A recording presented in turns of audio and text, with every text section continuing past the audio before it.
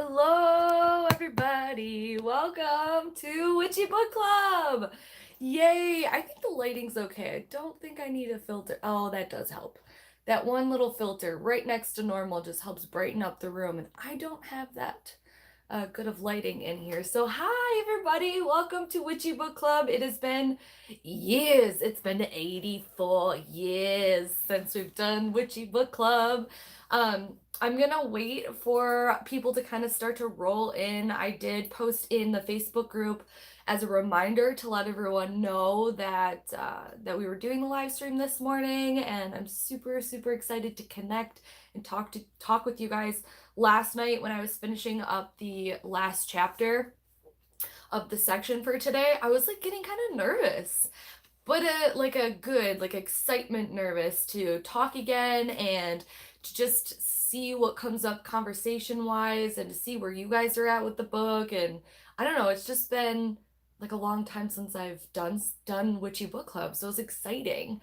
Good morning, Victoria. You just rolled out of bed. I know the timing for scheduling Witchy Book Club is, I feel bad because anybody on the west coast of the United States, it's like 7 in the morning for them. So anyone over there is going to be real early, but then it's just the time that I can do it. And I know that a lot of other people, I don't know. I know a lot of other people are available during this time, but I can never, ever pick a perfect time for everyone.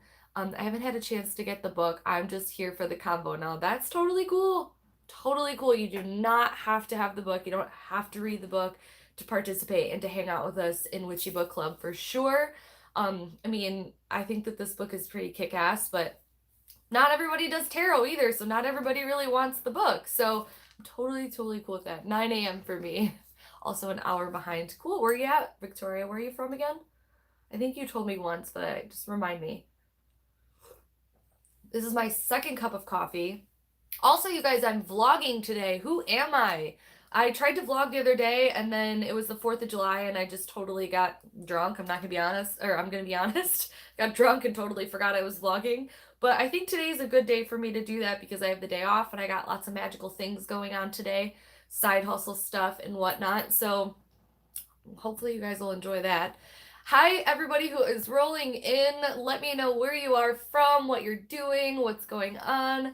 We're going to get into the book in a second, but I'm just giving everybody a chance to find the live stream and to come hang out. So I was really thinking a lot about, we're going to talk about this today, trust me, because she brings it up, but I want to be in Colorado Springs. Yeah, I know, Colorado is beautiful. Everyday magic, right? The concept behind everyday magic. And Melissa brings it up in the book multiple times. And I was thinking about making a video about it, but I didn't know how to kind of like set it up. And so this is going to be a perfect place for us to talk about the idea behind ritual with a lowercase r, is how Melissa says. And basically just really talking about the basic shit in your everyday life that's magic. So we're definitely getting into that today. I can't wait to talk about what you guys think about breaking these readings down in these different areas of the elements in our life, like the body and the mind and the spirit, and how she talks and breaks those down. And if you guys were to do one of the readings, which one you would do first. So those are some of the things that we're going to be tapping into today. Hi, Laura. Hello. Hi, Louise from Denmark. Hi, Carmen. Hi, Hannah. Good morning to everybody who is joining us, who's flooding in here.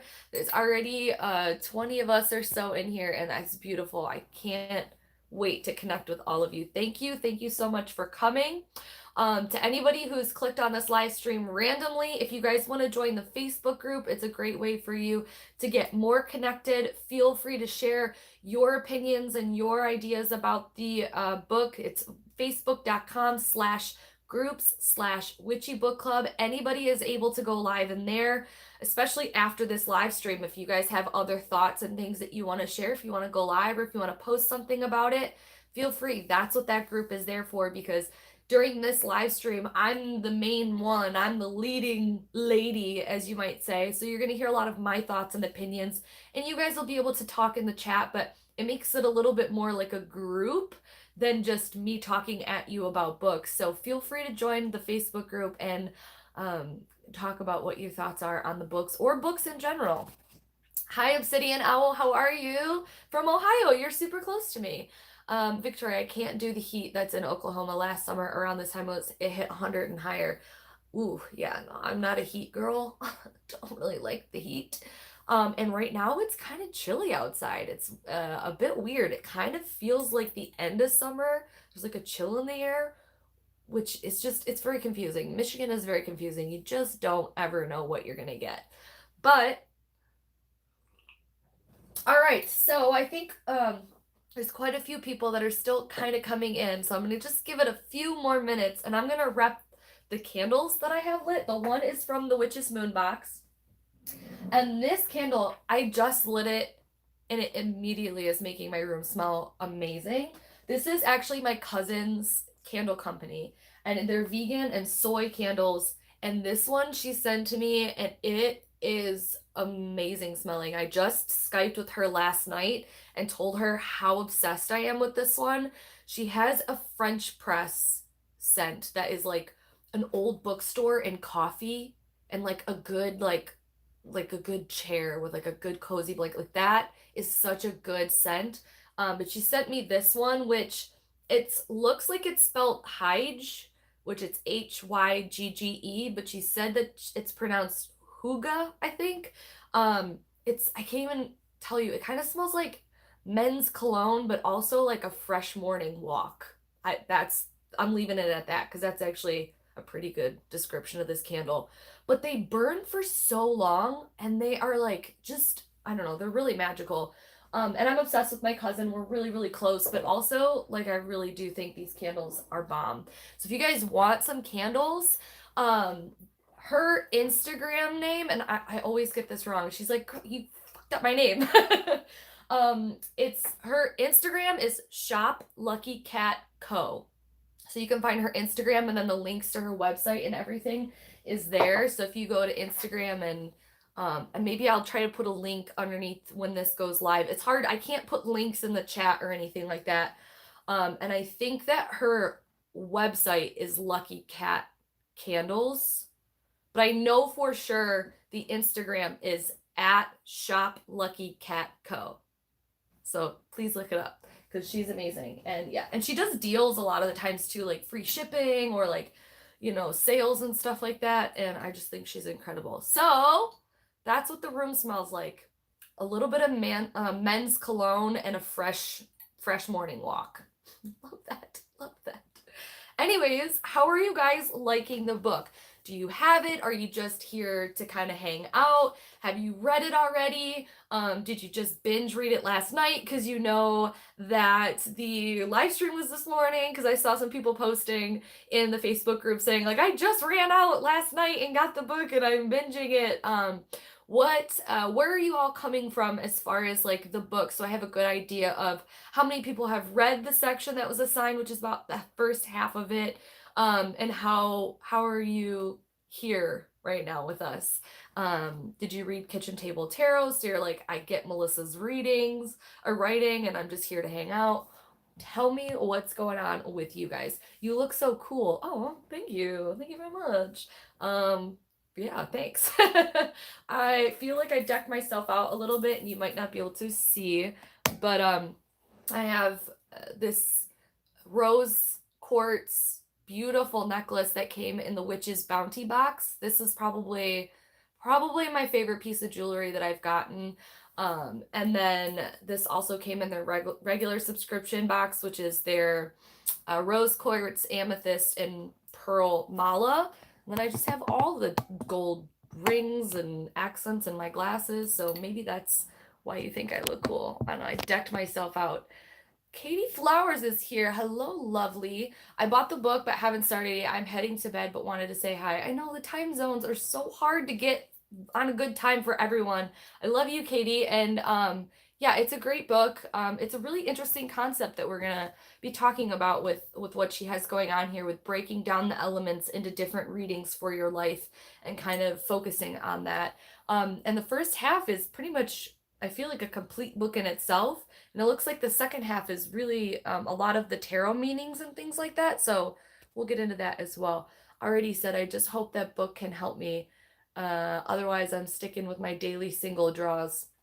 I think that if you're talking in regards to like helping you learn tarot, if there's any book out there that I could recommend to help people learn tarot, it is definitely Melissa Sanova's, because of the fact that she makes it super easy and fun and funny and like very practical, very basic. Like, look, it doesn't have to be this crazy, esoteric, like really intense, serious. Like, look, the Ace of Wands can literally just be like a dick. Like, it's penis. It could be a penis. Like, and sometimes like those meanings, those simplifying, like funny, down to earth, modern, like they help. They definitely do. So I can definitely recommend. And if you're trying to learn tarot and you picked up this book and you haven't read her kitchen table tarot first, I definitely recommend this one, because that is really about learning and using the tarot. So hopefully that does help you. Taylor, hi Taylor. Hi, this is my first Witchy Book Club. I'm so excited to be here. I'm really excited that you're here as well, because the more the merrier, and the more people, the better the combo. Hi Sheldine. Oh my God, I love you. I miss you. You're a beautiful pregnant queen. You're a queen, and I miss you. It's been so long since I've been able to catch a live for a little while. I love you. I want that. I want to see that baby. And I hope that you're resting and relaxing, and I love you. Sandy, just recovering from surgery. I do have the book, but got to get into it a lot more, and I will catch up. Totally good. It's all good. Please heal yourself from surgery. I hope that you are doing better. Oh, there's a global summit taking place from July 9 through 11 on shamanism. Very interesting. I'm a bit behind. I'm in the middle of chapter 3. I read about half of Kitchen Table Tarot so far. Oh, okay. So yeah, Kitchen Table Tarot is really good. Hey, hi, Lachette. How are you? I hope that you're doing well. Sounds good. Good night, Katie. Oh my God, I have to admit, I was hesitant about this book. Hillary, you're so funny. It's not something I would have purchased if not for the book club, but I'm so glad I did. I love, love, love it. Yay, I'm so, so glad. And that's what's really cool about book clubs in general, not just Witchy Book Club, but book clubs. And I hear this about with my grandma all the time, because she has a book club that she does with her friends and has been doing for like decades. And they all come and talk about what books they want, and my grandma reads books that she never would normally have picked out, and she ends up loving, and vice versa for the ones that she is putting forth and stuff. So I'm so glad to hear. And I think that this book has a lot of ideas behind just self-development and self-exploration, that even if you don't read tarot, or even if you don't want to learn tarot, could be definitely helpful to bring into your consciousness.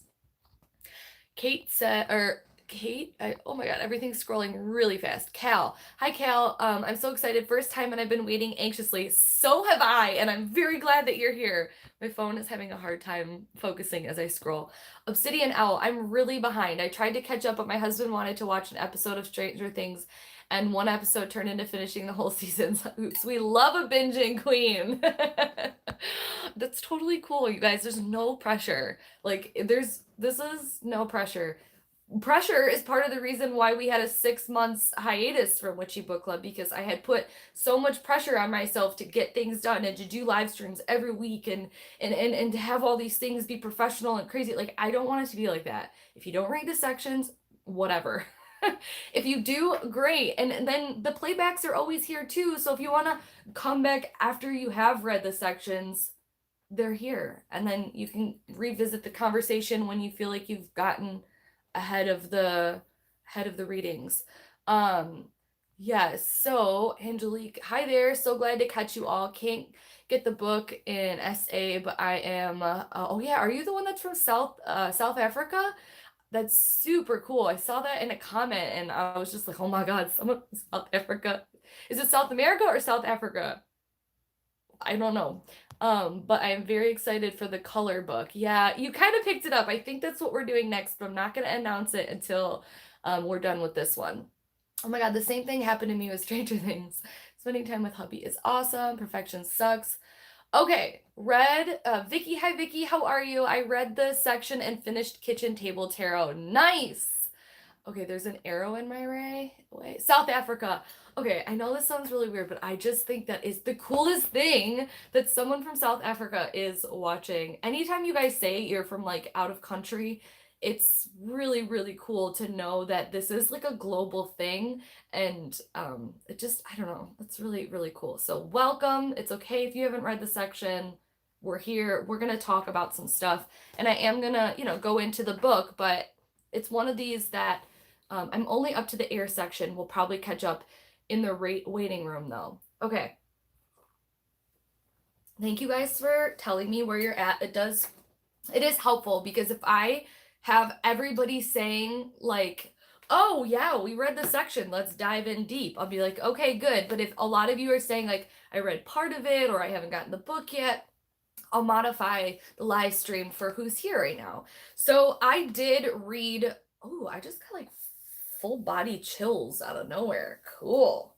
I did read the entire section. So I assigned chapters 1 through 7. So basically getting through the whole first part of the book, which talks about the element readings, breaking down why she's picked those certain focuses for the elements.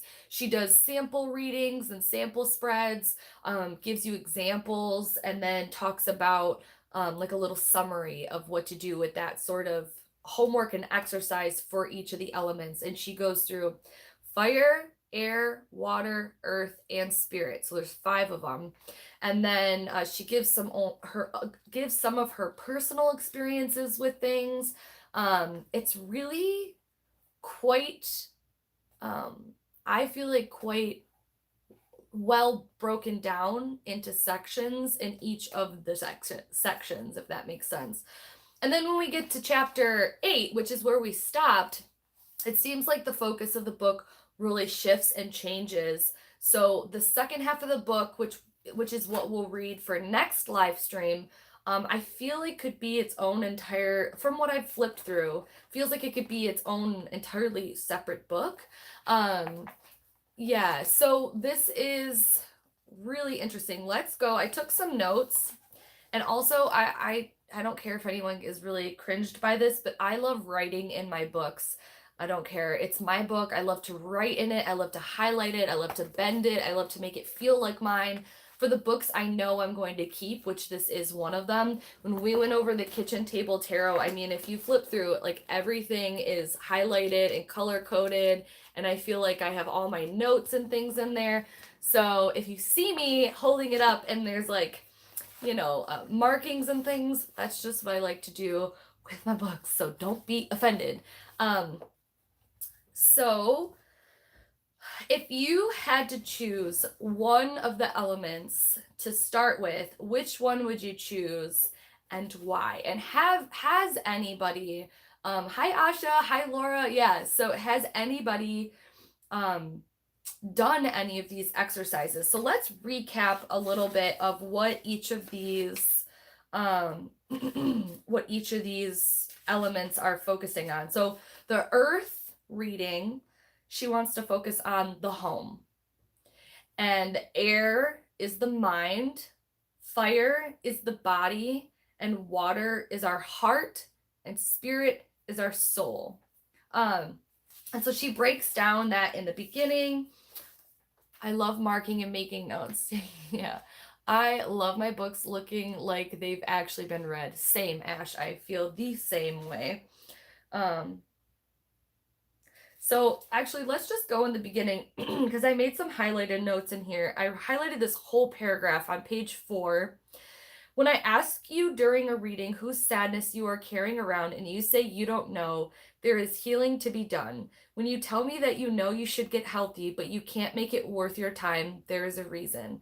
That reason is not that you're stupid, incompetent, or lazy. That might have been what you were told, but it's just not true. We do this thing where we'll invest countless hours in a problem of a friend and completely ignore our own. Why do we do that? Are we not as valuable as our people? And the note that I have is, who does your pain belong to? Give it back to them and they will pass it back. And I was just talking to my cousin last night about this, my amazing, like, god of a therapist. He has this like concept when we're working in therapy about where is your pain and who does it belong to? And every time like we're in this meditative state where he's trying to like have me access where the problem lies, I'm always like, it's my problem. And he's like kindly like, it's not your problem. Who does it belong to? Like, give it back to somebody. And I'm like, okay, it belongs to this person. And I'm like, okay, give it back to them. And then they'll pass it on to who it belonged to from them, like who it came to. And that concept really is kind of what she's talking about here too, with during your difficult times or when you're feeling blocked in certain areas of your life. And she's using this as a tool to break it down to focus in different areas using the elements in tarot. But it's basically like, let's acknowledge where this block is, where this hurt is, where this trauma is, or where these, stagnant patterns keep occurring. Focus on where it's at, acknowledge it, and release it. And easier said than fucking done. I get that. But when I read that paragraph, it's very like that has been a big focus in my life with realizing that I am not, I can give away that power of negativity that I've placed within myself if I just acknowledge the shadow and try and kind of move forward with it. I love her writing style. It's so accessible. I have not read Kitchen Table Tarot since I am not a beginner and my reading is more intuitive. That's fine. I got a library copy of this book, but I'm putting it in my to buy list. Yeah, and if you're if you're not a beginner at tarot, I kind of still recommend, if you like her style, to pick this up because of the connections that she makes with some of the cards, but puts it in a very modern day spin. It just gives you a lot of different ways to think about the cards that are definitely like, oh yeah, that's definitely what that card means. But I can't believe that you just linked Star Wars, because yeah, that totally makes sense. It's just like a fresh way to put eyes on the tarot and meanings. So definitely still recommend her first book. I should tell you about my second float session from March. Yeah, definitely. You can totally DM me about it. That would be cool. But for now, I tabbed everything that spoke to me. Yeah, that's awesome. So I like the fact going into it, because that was just page 4. I was connecting personally for me with wanting to access these parts of myself that I feel like could use some improvement or could use some more awareness or some shadow work delving into. But really knowing and releasing that these issues that I'm feeling stagnant or feeling stuck in can be released and given away.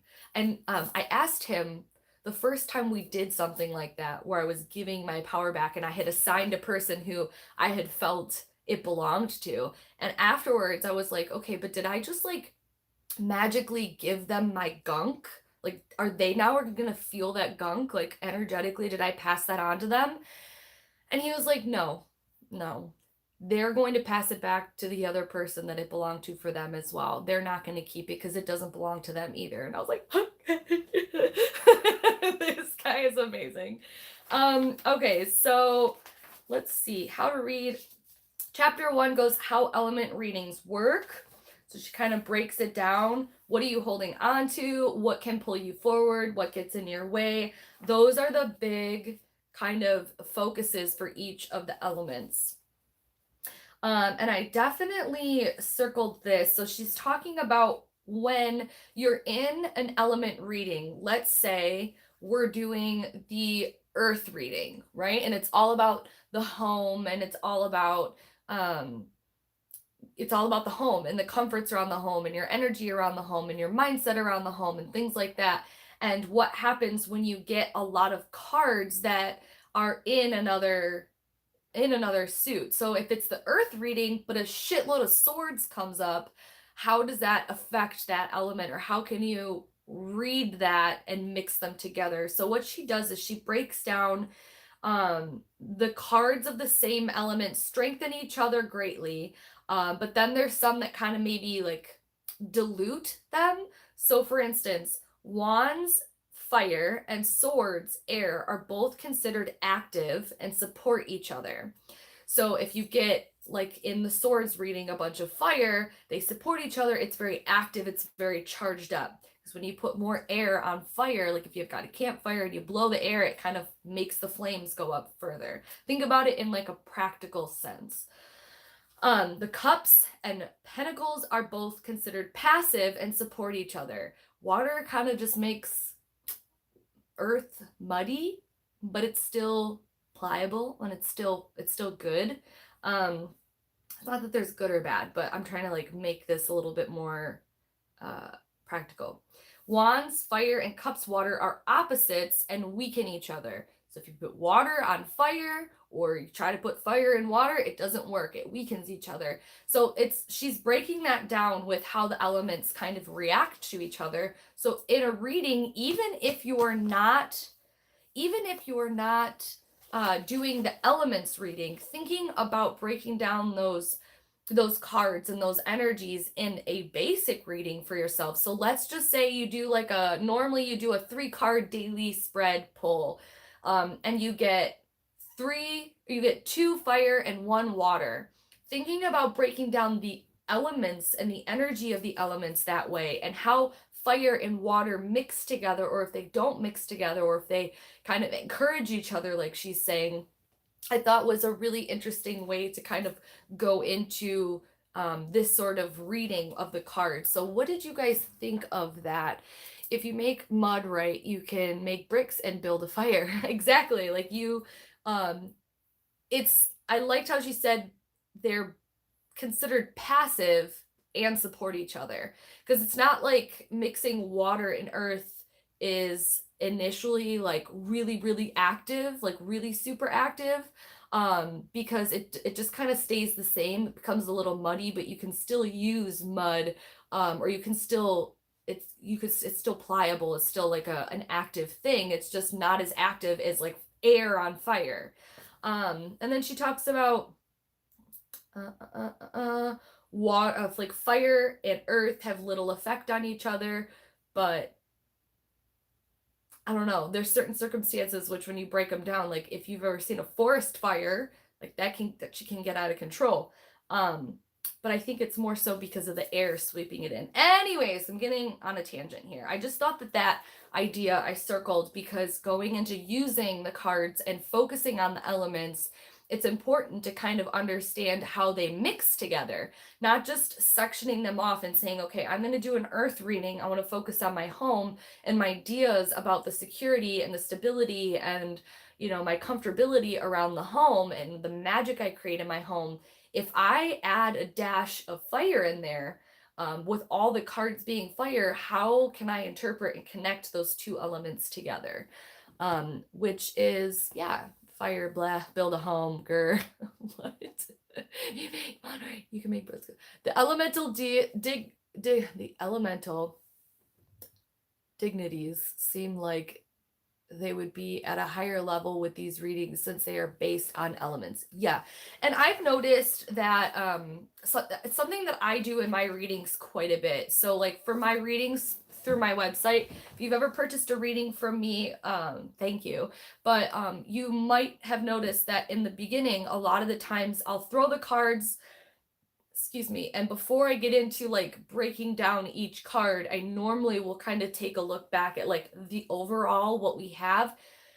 Do we have a balance? How many major arcana cards do we have? How much of one element do we have? Is it all balanced? Are we kind of getting a little bit of everything? Is there a shitload of swords? Is there a shitload of court cards, and I like to kind of come first from a bird's eye view to get like a general idea. So a lot of the times I kind of do come into this like, look, we only have we have major arcana cards and we have fire and earth. So what does that mean? What are we really dealing with here on an elemental energy reading? And then we go and break down and get into the nitty-gritty details. And I think that's very helpful because sometimes the cards can just give it to you in like looking at it like a picture before even trying to interpret anything, if you think about it on a general term. And or like, do we have a lot of reversals? Because I'm someone that uses reversals in my readings. More spice in the home. Let's see.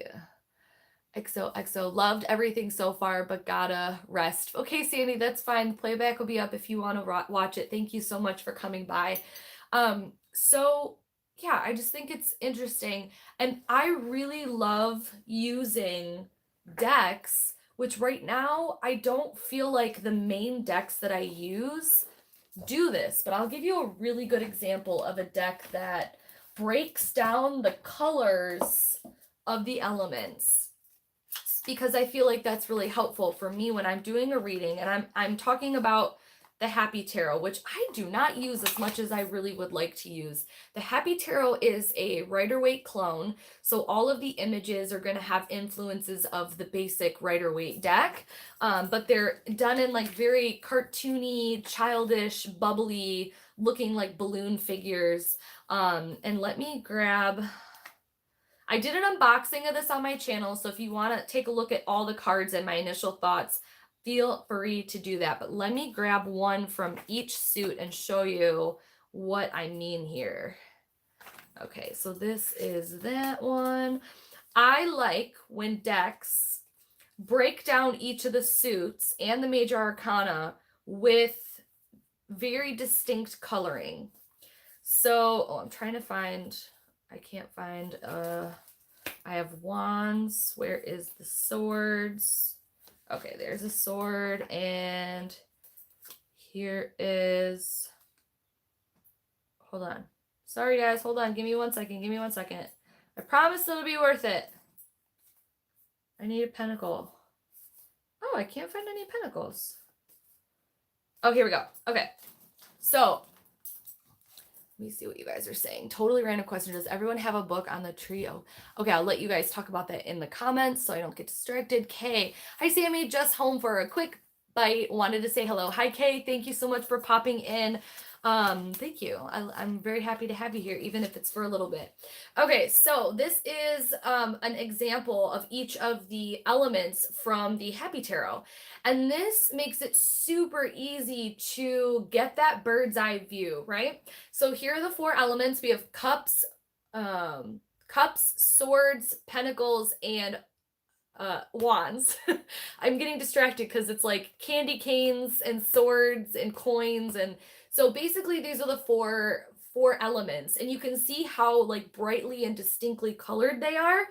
And you can see how if you were to throw 8 cards and you had a ton of pentacles, that green would really pop out at you, and you would see from a bird's eye, and you would get that energy of right off the bat, like, okay, we're dealing with a lot of green, we're dealing with a lot of money and resources, and we're dealing with security and comfort and financial material possessions. And it's easy when using decks like this. And I know that if I were to create my own deck, which I really do want to someday, but it's not in the plans at this point, this would be something that would be really important for me to have in my own deck, because it's really, really helpful to get that color to pop out at me when I'm using that. Does anybody else have a deck that they know that is like this, or that do they, you know, when you guys read for yourself or for others, if you read for others,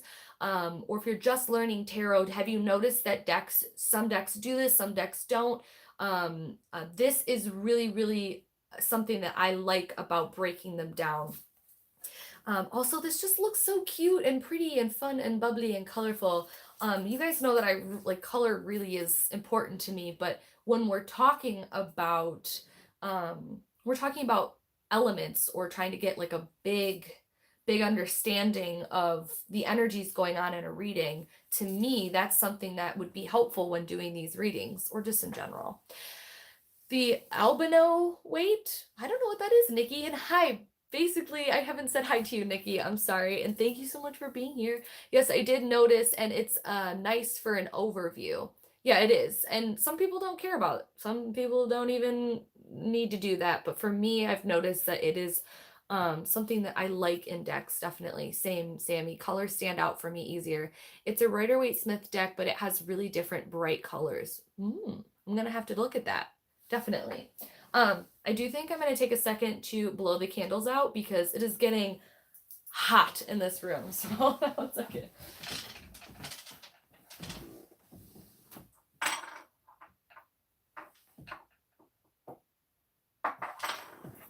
Okay, sorry. Almost just set the room on fire. Not going to talk about that. No, I don't have a deck like that. I just have 3 Rider-Waite's Smith Wizards and Fantastical Creatures. Oh, ooh, I want to know what that deck is. I really like the color specifications. I'm new to tarot, so that's really helpful. Anyone have any recommendations for color-coded decks that are beginner-friendly? The Good Tarot isn't Rider-Waite-Smith much, but it does have elemental color schemes. I mean, I kind of feel like it is Rider-Waite-Smith. It's definitely not a clone, but it has clone influences. I mean, this is the 4 of Wands. They're underneath the 4 Wands. It looks like a celebration. They're dancing. There's music. It's color-coded. I mean, there are elements that are definitely there. I mean, the 5 of Wands looks very similar to the 5 of Wands in the Rider-Waite-Smith. If you don't like the artwork style of this, that's fine. I'm trying to think of another deck that's really color-coded very well. But I don't know if I would say this is a beginner deck. Let me see what I have behind me. The Shadowscapes is not, I would not say is a beginner deck, but this one again is really good for the same sort of thing. So here's a cup, here's a sword, here is, I just need a fire, and here's an earth. A lot of decks definitely do this, and probably don't even realize. The only suit that I remember unboxing from this thinking, okay, that this one is similar is the wand suit, but you can see again, this is this Shadowscapes Tarot, which is very, very detailed. This card's upside down, but it doesn't matter. You're just looking at the colors. It's very, very detailed. And so it is, if you're a beginner, it might really click with you, or it might be kind of hard. I'm not sure. It'll be up to you. But you can see again how there's definitely like sectioned out colors. A lot of decks do that. I would just kind of look them up and see what works for you. Hi, Missy's Enchanted. Hi, listen. What a channel name. Hi, Karen. How are you? The Yoga Still.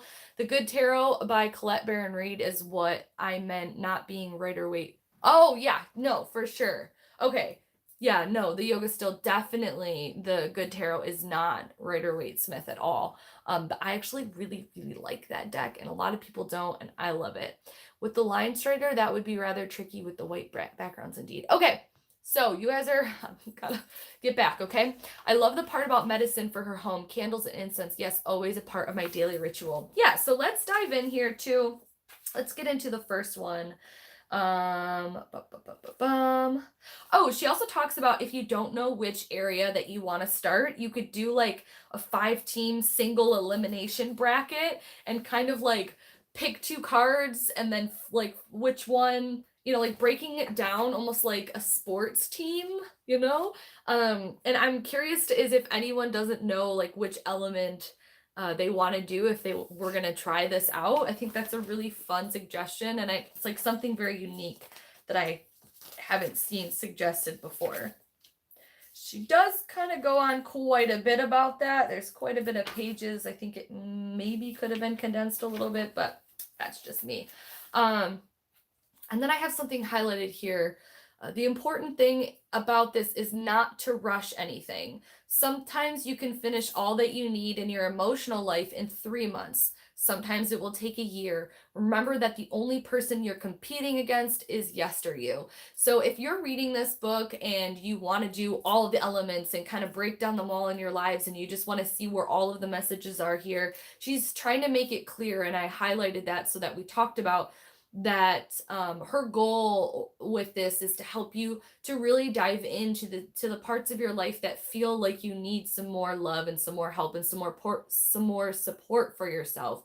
So don't feel like you have to do all of the sections. Take your time with it. If you choose air as your job and that's what you want to focus on and that's what you think that you need help with and need support in and you want to dive into, you know, the messages through the tarot, and you think that it's something that's going to take 6 months, you know, honor that within yourself and honor that within what she's suggesting to you for the book. And make it worth your while. If you feel like you're like, nope, I just want to do all of them, and then like that's fine too. But I wanted to make that pretty clear that she suggests that if you feel like your job is really weighing you down or that you need help in that area, don't feel like you have to make that work and fix it within a couple days just because you do that reading. Take time with it and really develop and kind of move forward with yourself. I loved that elimination bracket. No, Laura, you're fine for jumping ahead. Yeah, I don't think that I would do it because I'm pretty decisive when it comes to things, so I think I would know which elements that I would want to work with, but I think it was a cool thing to put in there, a different idea, definitely. Okay, let's keep going, see if there's anything else I've highlighted, but I'm pretty sure. Okay, Earth, a reading to shelter you. I liked in the beginning where she was recapping or like kind of explaining what this was all about. There was really great keywords within this paragraph. So I'm not going to read the paragraph. I'm going to read the underlined words that I felt I associate with the element of earth.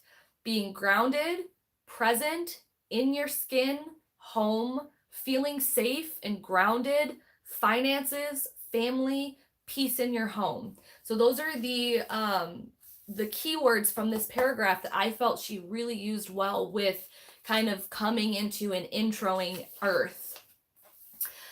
She talks a lot about the home and why she feels like Earth is focused on home. And then I do have friends who go camping on purpose, so I know that there are others like them. Oh, okay. So she's talking about herself and giving a little intro to herself, and how she is pagan, but honestly, she's a terrible one. She has allergies, she hates bugs, and the heat makes my asthma crazy. I swear, I've looked at the full moon more out of my kitchen window than I've seen it outside. My idea of roughing it is no restaurant in the hotel. Nightmare. I do have friends who go camping on purpose, so I know that there are others like them. I feel both free in and connected to the outdoors, and they strive to bring that energy into their homes. I think that we're all looking for that feeling of having a nest, a sanctuary where everything makes sense. So she's talking about how, you know, she doesn't really like the outdoors, but she's a pagan and she wants to feel connected to the outdoors and she wants to feel connected to her home and have a nest and have sanctuary. And I highlighted that because I was literally camping and roughing it while I was reading this, and I was laughing thinking we are very, very different people, but I connect with what she's writing and I understand that that is a universal want, is to have somewhere you feel safe, is to have somewhere that you can call home or that you feel comfortable in. Even if you're like a gypsy and you move and you travel around, there's certain things that you can have with you or mindsets that when you are staying somewhere that you can incorporate as a feeling of home and sanctuary and safety. So, and I don't know how many people out here are going to be true travelers and not have one place that they stay. It would be cool if you do, but I still feel like then this wouldn't be the reading for you. Or maybe it would be the perfect reading for you. So then she goes into breaking down this tarot spread, and each of the elements have these spreads. What can you hold on to are cards 1, 2, and 3. Cards 4, 5, and 6 are what can pull you forward, and the 7th card is what gets in your way. And then there's a couple example readings. What did you guys think if you have the book, if you read the book? What she does is she says, like, example 1, Ryan. She gives a little bit of a blip about Ryan, and she does this for all of the elements. And then she has the cards that were thrown for the reading, and she breaks them all down. Card number 1, Ace of Cups. What can you hold on to? She gives the definitions, and then she kind of interprets it for this person, and you can kind of see the examples being laid out. I don't really know of any other tarot book that does this. It was interesting to see her interpretations condensed within like a few sentences of what the cards mean and what that means for this person. I felt like by the end of the reading I really knew who these people were, and I could, relate to something that they were dealing with the element readings. The way she tells you to schedule the spread things out fits so well with how Ryder, the author of Bullet Journal Method, tells you to do with any goal, which I am also reading now. I love that. I love when things kind of overlap with messages. Definitely. That's awesome. I think this would be really, really helpful for someone who is trying to learn that part of the section of the book, like the example readings. It's really great because she makes it clear what she's intending for you to use these spreads and these elemental readings to focus on and how to focus on. And she gives you a lot of examples on what could come up in each of these readings. I think it's really extra helpful for people who are trying to learn more or become comfortable more with reading for other people, because it's different when you're trying to interpret the cards for yourself versus connecting cards for other people. That's just my opinion. I don't know if you guys agree, but sometimes I hear a lot of people like, I want to start reading for other people, but I don't know how to start, or I don't know where to go. I don't know. It's definitely different from the way I learned. Exactly. Yeah. I mean, I think it's just kind of cool to like see on paper somebody else's interpretation of the cards for another human being that I don't know who they are. And she gives a little bit of the situation before the reading starts, but by the end I'm like, "Oh yeah. Yeah, work through it, Ryan. Get your get your home in order. Feel safe in your home," or whatever it is. I think that those are really helpful. Whenever you see tarot books or whenever you see tarot books doing like tarot spreads or explaining how this tarot spread will help, I don't know of very many that go into like, here's what a reading would look like for me. Make it your own, but if you want to see what this kind of looks like, this is what it looks like. Again, also you could always do it any way that you want, but it's nice to have that in there. The exercise, right? The exercise for Earth is a very simple exercise that's going to help you isolate those parts of your home that feel off. I found that it's easier to have a visual when you're talking about a broad concept like home. Although home can be an idea, for our purposes, we're going to bring you back to the 2nd grade. Draw a picture of your house. So we actually did something like this for the OG Witchy Book Club people who have been around since, or have maybe watched the replay of the Green Witch book when we were talking about doing elemental magic in your home, that we did this homework. I think it might have been our very first homework assignment actually, where we would draw the rooms in our house and label things in our house. So it's a little different than this, but label the things in your house of the elements. So what you would associate to the elements. So for example, I would draw my room and I would do that the window is air, that the candles are fire or air, that I would do that I have a lot of wood furniture in this room. So I would say earth. I would say my bed is earth. And then taking a look at there's no plants in here though. So taking a look at seeing the room and then coming at it again from a bird's eye view and taking a look at what rooms in your house have more of one element than the other. So if your room has a really earthy feel, or if there's a lot of like fire in your room and you didn't realize there's a lot of fiery things, like a lot of lights or a lot of whatever, and you're having a lot of trouble sleeping or something like that, taking that element and maybe shifting the energy in it by moving certain elements in there to make yourself feel like you're doing some magic in your home. I didn't explain that very well at the end, but I think you guys got me. So here's what her homework is like. And it was interesting to do the homework in the beginning to see, yeah, it is very similar to feng shui. Definitely, Nikki. It was kind of fun because people were making like these like Venn diagrams of their home and like, how do you feel in each room? So if you feel like, like you're really anxiety and things like that in your living room, like what can you bring in to make maybe calm yourself and ground yourself? Maybe get a new house plant, or maybe bring a new piece of furniture in there, or a new pillow or something like that, like trying to balance out those elements. So this is her exercise for the home. Draw each room and spend time in them. If you're home, when you do the exercise, walk into each room and sit down. Do a quick survey of the room. How does it make you feel? What do you like about the room and its contents? What don't you like? Is it serving its purpose? Are you excited about what's in the room? And I'm already picturing rooms in my house as I'm reading this and going like, I don't like this room and I want to like this room, and what can I change about this room to maybe make me feel better in it? On your picture, mark with colors or symbols how each room makes you feel. When I did this for my house, I put smiley faces and frowns in each room. I hated our basement. For example, it has, throughout the life of my home, been a room with the ill-fitting pool table, a sitting area, a spare bedroom, and a storage space for a bunch of crap that we didn't have homes for, and coming soon, a home gym and library. When I sat in it, it was in the middle of the crapple launch state. I sat in the middle of the floor and drew a distinctly swirly, frowny face on my drawing. I liked nothing about this room.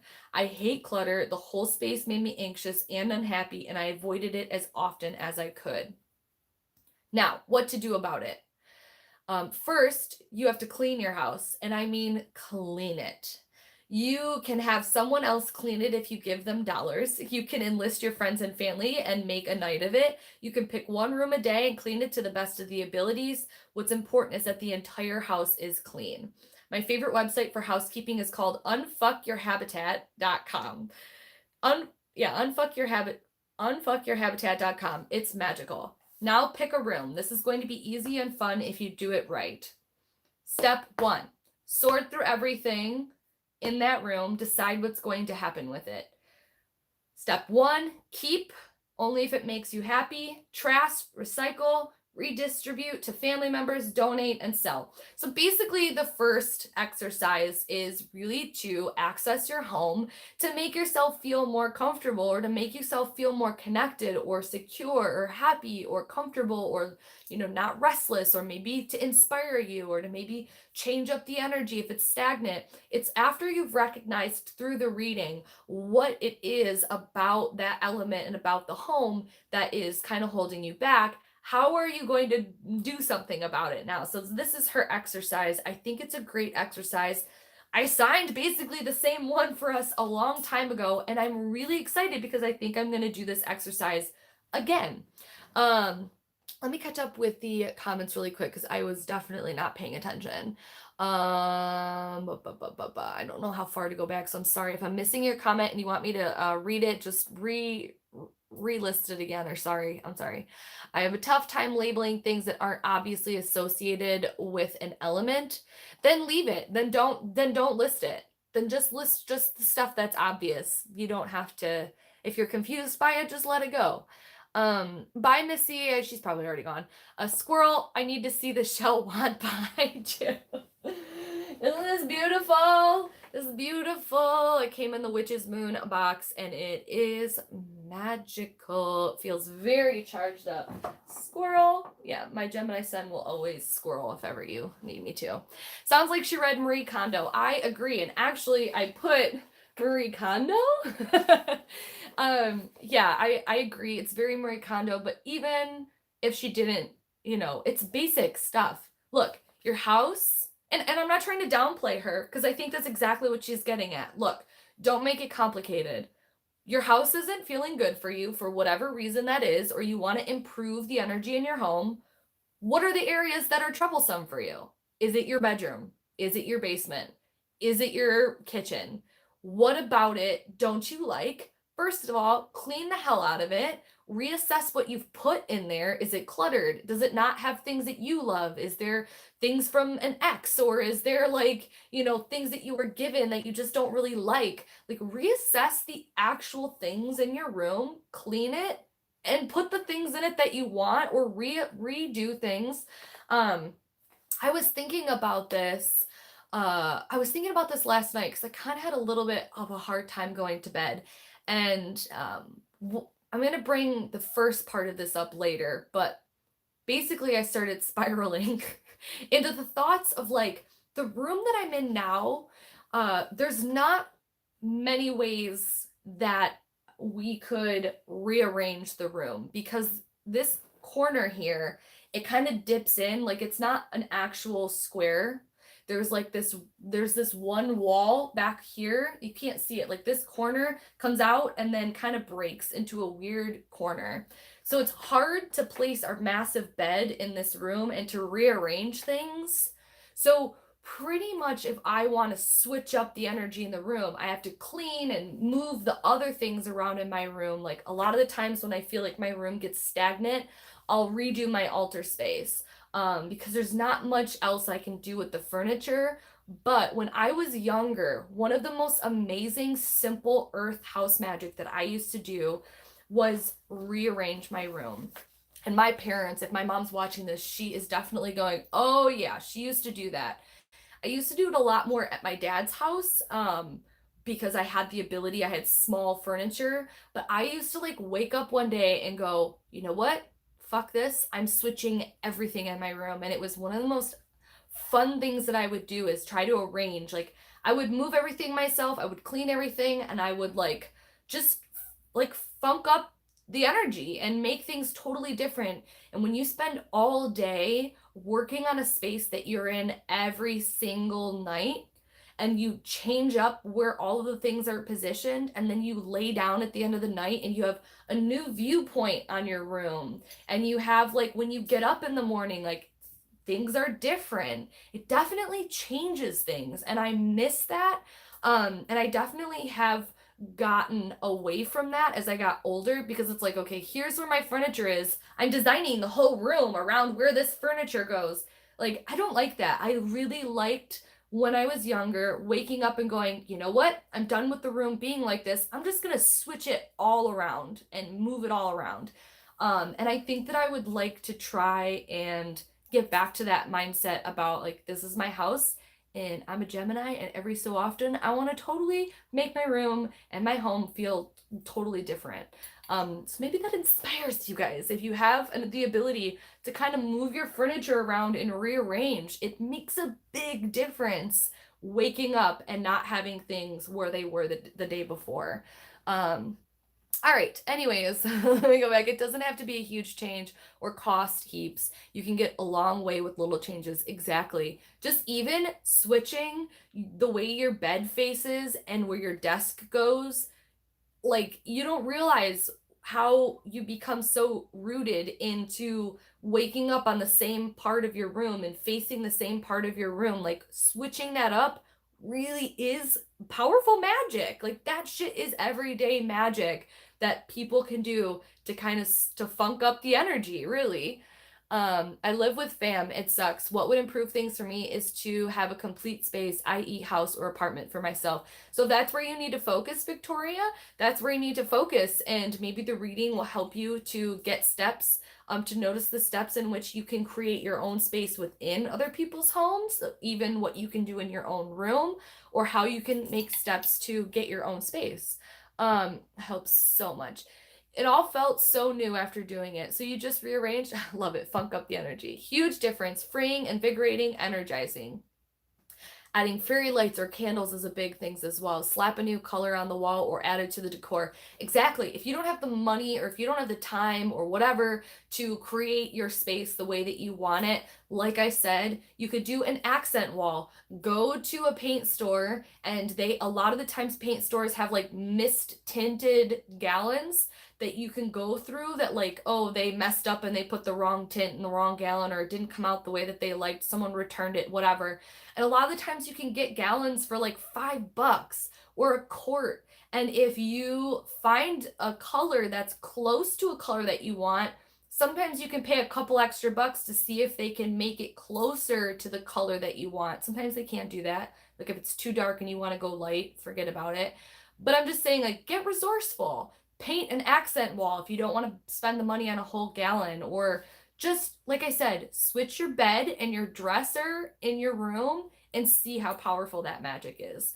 I know I'm like getting ranty and stuff, but I was really thinking about this a lot last night. I'm doing my studio space. It was total chaos. I'm enjoying rearranging it so I feel inspired instead of stressed. Project of the week. Perfect. Do your earth magic. Do your earth home magic, Nikki. So, all right, let's keep going. That's basically the gist of the earth reading. Let's see if there's anything else. She gives some resources. There's homework for her for this. How will you strengthen the protections on your home? What active steps will you take to make the suggestions that came up in your reading actually happen? Write them down. What will your home look like in 3 months, in 6 months, in 1 year, in 5 years? What will you do to maintain this level of home care? If you don't own your own home and you want to own your own home, then manifest your own home. What kind of home do you want in 3 months, in 6 months, in 1 year, in 5 years? What is your dream home? Focus on manifesting it and planning it out and bringing it into yourself, or realizing what exactly you want from a home by focusing on it that way. Make it your own, you guys. It doesn't have to be exactly like the book. Blessing herbs, teamwork, finances. So she gives a lot. Budgeting, freedom. Okay, this, before we moved on to the next element, I'm going to talk about, because this was weird for me, you guys. The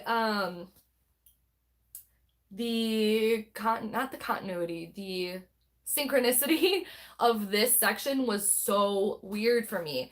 So she's talking about budgets equal freedom, and she goes into how she didn't have her money together, and then her and her husband like got her shit together. They started making their money work for them. And there's this one part where I'm starting to read, and George, my boyfriend, and I just read Dave Ramsey's Total Money Makeover. I've mentioned it a few times here and there on my channel and in the podcast and things like that. I have a hard time with Dave Ramsey as a person, and I don't mean to be rude, but like his aggression and his style is so short, and but the things he says really are just like really great common knowledge on budgeting. And George and I have been really charged up about making our money work for us, about getting our finances in order, about budgeting, about paying off things that are weighing us down so that we can move for the future and really make something of ourselves. And it's been magic. It's been budgeting, finance, magic, to not be afraid to look at my bank account, to not be afraid of thinking about the looming student debt that I have in the back of my mind and how I can't afford to make monthly payments. I just had this mindset forever, like, oh, it's there, I'm not gonna be able to do anything about it, so hopefully it'll go away. Like, that's not an adult way to view life. And I'm finally, like, we're putting on our big boy and big girl pants and really strapping down the hatches. But she starts writing about this, and I'm reading, and I was like, yes, I'm connecting with this so much. And she goes, you gotta have a budget. Have to. The first step is to list out all your income and your bills and your debt. Have to. You can't know where you're going unless you know where you are. There's a lot of pentacle magic going on here. And I wrote like Dave Ramsey right on the side because I was like, I want to bring this up. I want to talk about this with people. I'll read the comments in just 1 second, you guys. And then the next she has it numbered. The next thing, literally right underneath it says, there's this great book called Total Money Makeover by Dave Ramsey that has a great plan to getting your finances in shape. It's a bit preachy in places, but it's been a lifesaver to so many of my clients. I was like, no fucking way. Did that just happen? Like the literal exact book. And I'm reading it and I was like, oh, this is so like Dave Ramsey. This is so like it doesn't even have to be Dave Ramsey, but if you guys are wanting and you're feeling inspired and charged up by what I'm saying, like, do you feel anxiety and worry around thinking about money, about thinking about bills, about thinking about your finances? Do you have debt? Do you feel like you live paycheck to paycheck? Do you feel like all these things? If you want resources, I would say pick up the audiobook or the regular book of Dave Ramsey's Total Money Makeover. It is very preachy and it is very aggressive, but just get through it because what is being said really makes sense. And I was just like, this is so cool. The synchronicity between this and what I'm going through really, really connected. So let me go back and see what you guys are saying again. Feel like the one guilty I have to blame for myself. Thanks for the reminder. I have to go through a lot of stuff. Okay, I think you guys are kind of working. Amanda says, sounds familiar, rearranging my bedroom as a young woman. Strange feeling on the first morning to find your bed in a different position. Didn't know what I was doing at the time was earth magic. It totally is, Amanda. And I'm going to ask you, when's the last time you rearranged a room like that with the intention of like, oh, I just want this whole room to be different. Like, I just want to definitely change everything up. Because for me, for myself, I only rearrange my rooms if I absolutely have to, or if I get a new piece of furniture, or like there's something that makes me have to rearrange the room. And I don't like that I've gotten stuck in that. I want to feel like I'm like really moving everything around and changing everything up. I can't stand the constant negativity. Okay, so you guys are still, I love that Nikki and Victoria are having a conversation and can support each other through that. That's awesome. Let's move on to, let's see if there's anything else. Earth goes on for a while. Okay. Air, right? Are you guys still with me? Are you still hanging in there? Are you like, yes, I'm doing Dave Ramsey's program too. Oh, baby steps, right? I think we're on baby steps 3 and 4, Hillary. I'm telling you. Oh, just so you know, if you already know about Dave Ramsey, and you're doing it, Hillary, there's a Facebook group. I don't know if you follow it already. If you look up like Dave Ramsey's whatever on Facebook, there's a group and people post in there every single day and it's very motivating and makes you think about certain things and there's like memes. It's really funny. So I suggest finding that Facebook group. Decluttering your own stuff is a great start, lighter for the future and opens up space. Okay, air. Let's get into this. A reading up to help you breathe.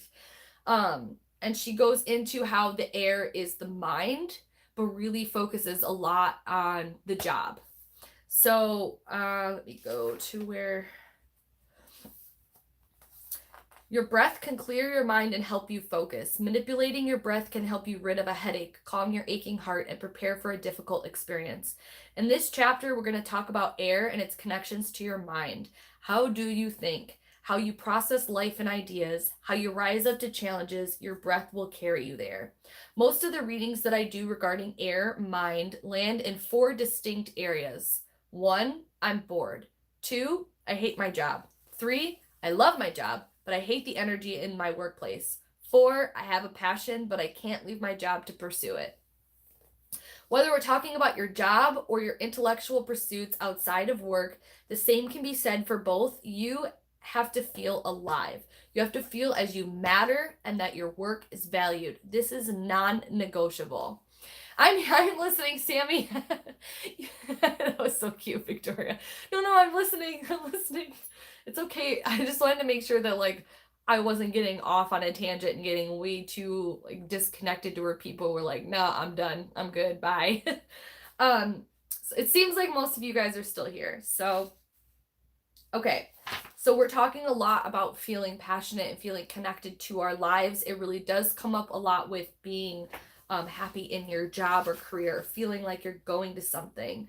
Then she goes a lot into her own experiences on things in this topic, and I thought that was really, really nice.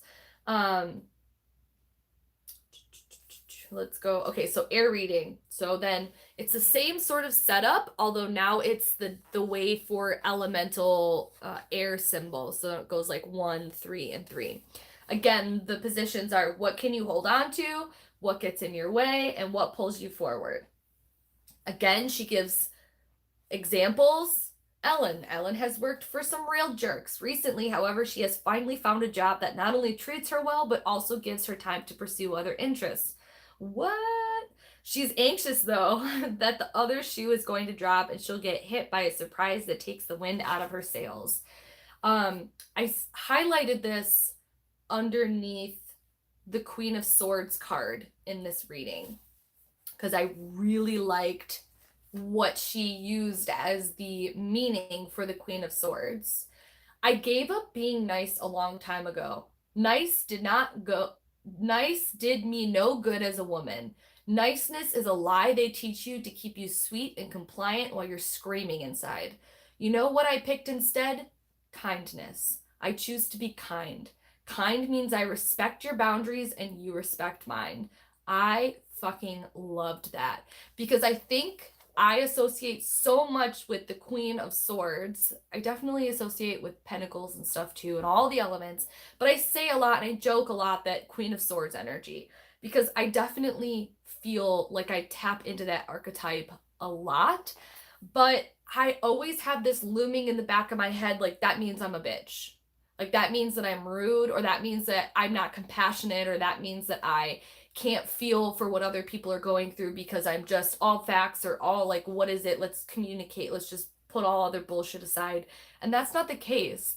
It's not that I don't want to be nice. It's that I don't think that nice gets a lot of places. I do think that kind, like being kind and compassionate, is very different than, oh, I'm just thank you so much and being nice and I don't want to step on your toes and being kind and being nice has two different things for me. And when I saw that in the description of Queen of Swords, I was like, oh my god, I love this. I love this so much. I digress. I did highlight some random things in here that I... Okay, so these are just the example readings again, and if you read the book or if you plan on reading the book, I'll let you kind of experience that as, you know, as you want. But let's go to the exercise for air. I am sweating, you guys, and I'm going to do something that is so classy, but I'm wiping the underboob sweat. Yes, it is really hot. Pretend I didn't do that. Okay. I could like feel it dripping. Big titty girl problems. It's fine. It's fine. It's fine. Exercise. For the exercise, we want to calm your breathing and your brain so that you can rationally think through your problems.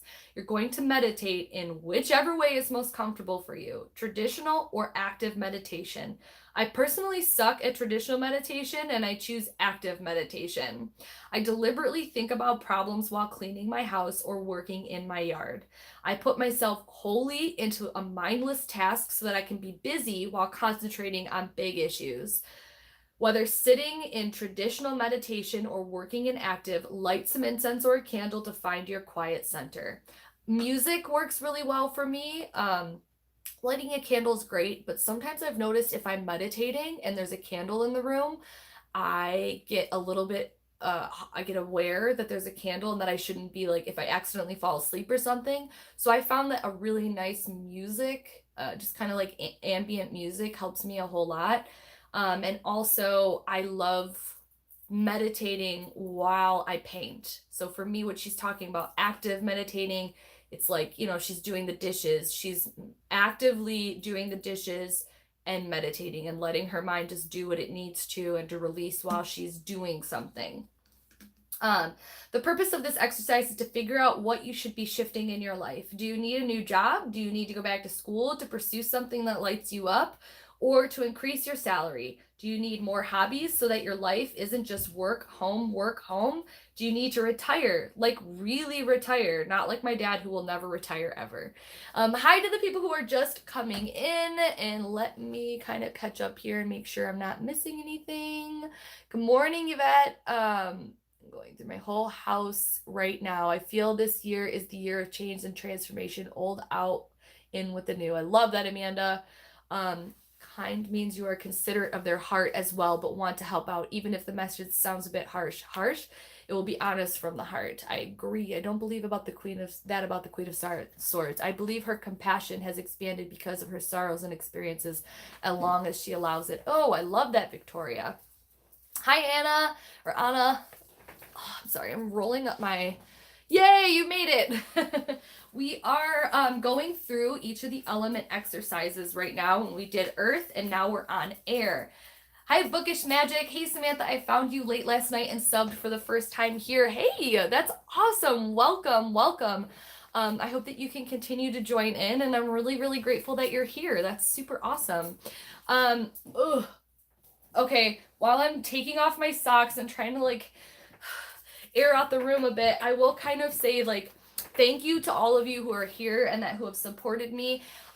Don't feel obligated, but because this is a lot of time that I set aside, there is a super chat option if you feel like you want to contribute to keeping this going and that you feel like this connects with you. There's always a way for you to kind of contribute financially. That would be super cool. But if not, don't feel like you need to. I have this group on an open free platform so that everybody has the ability to be here and that everybody has access to it, and they can come in and out as they want. They can read the books. They don't have to read the books. They can just be a part of the Facebook group.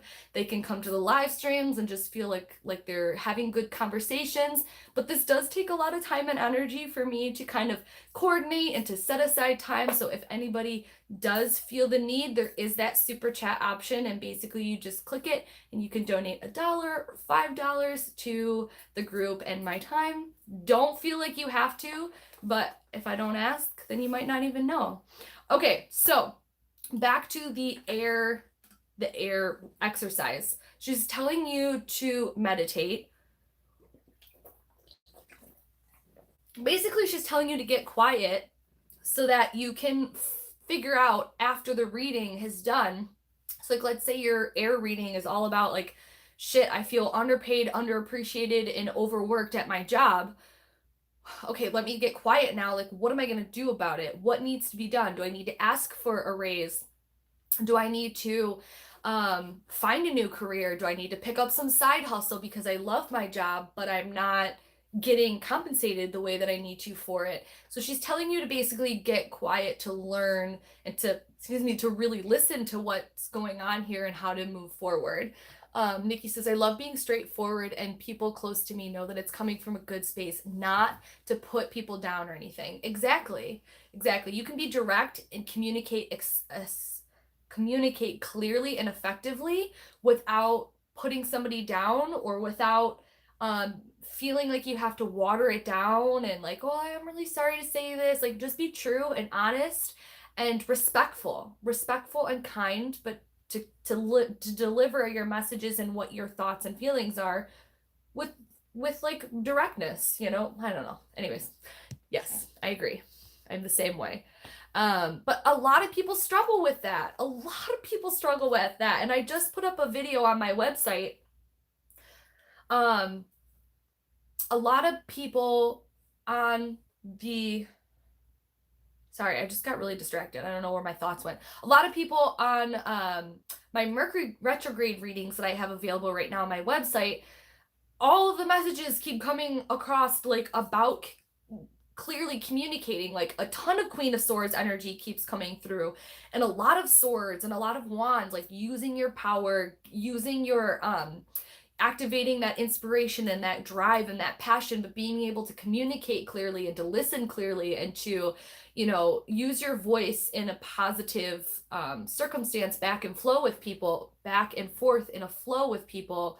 And I was feeling that these messages for like the last 4 or 5 Mercury retrograde readings that I've done for people, like the same cards and the same things were coming up. I was like, okay, this is a collective thing that's going on here. So if you want to watch that little ramble that I posted. It's on my website, talking about we're now just started into the Mercury retrograde, I think yesterday or today.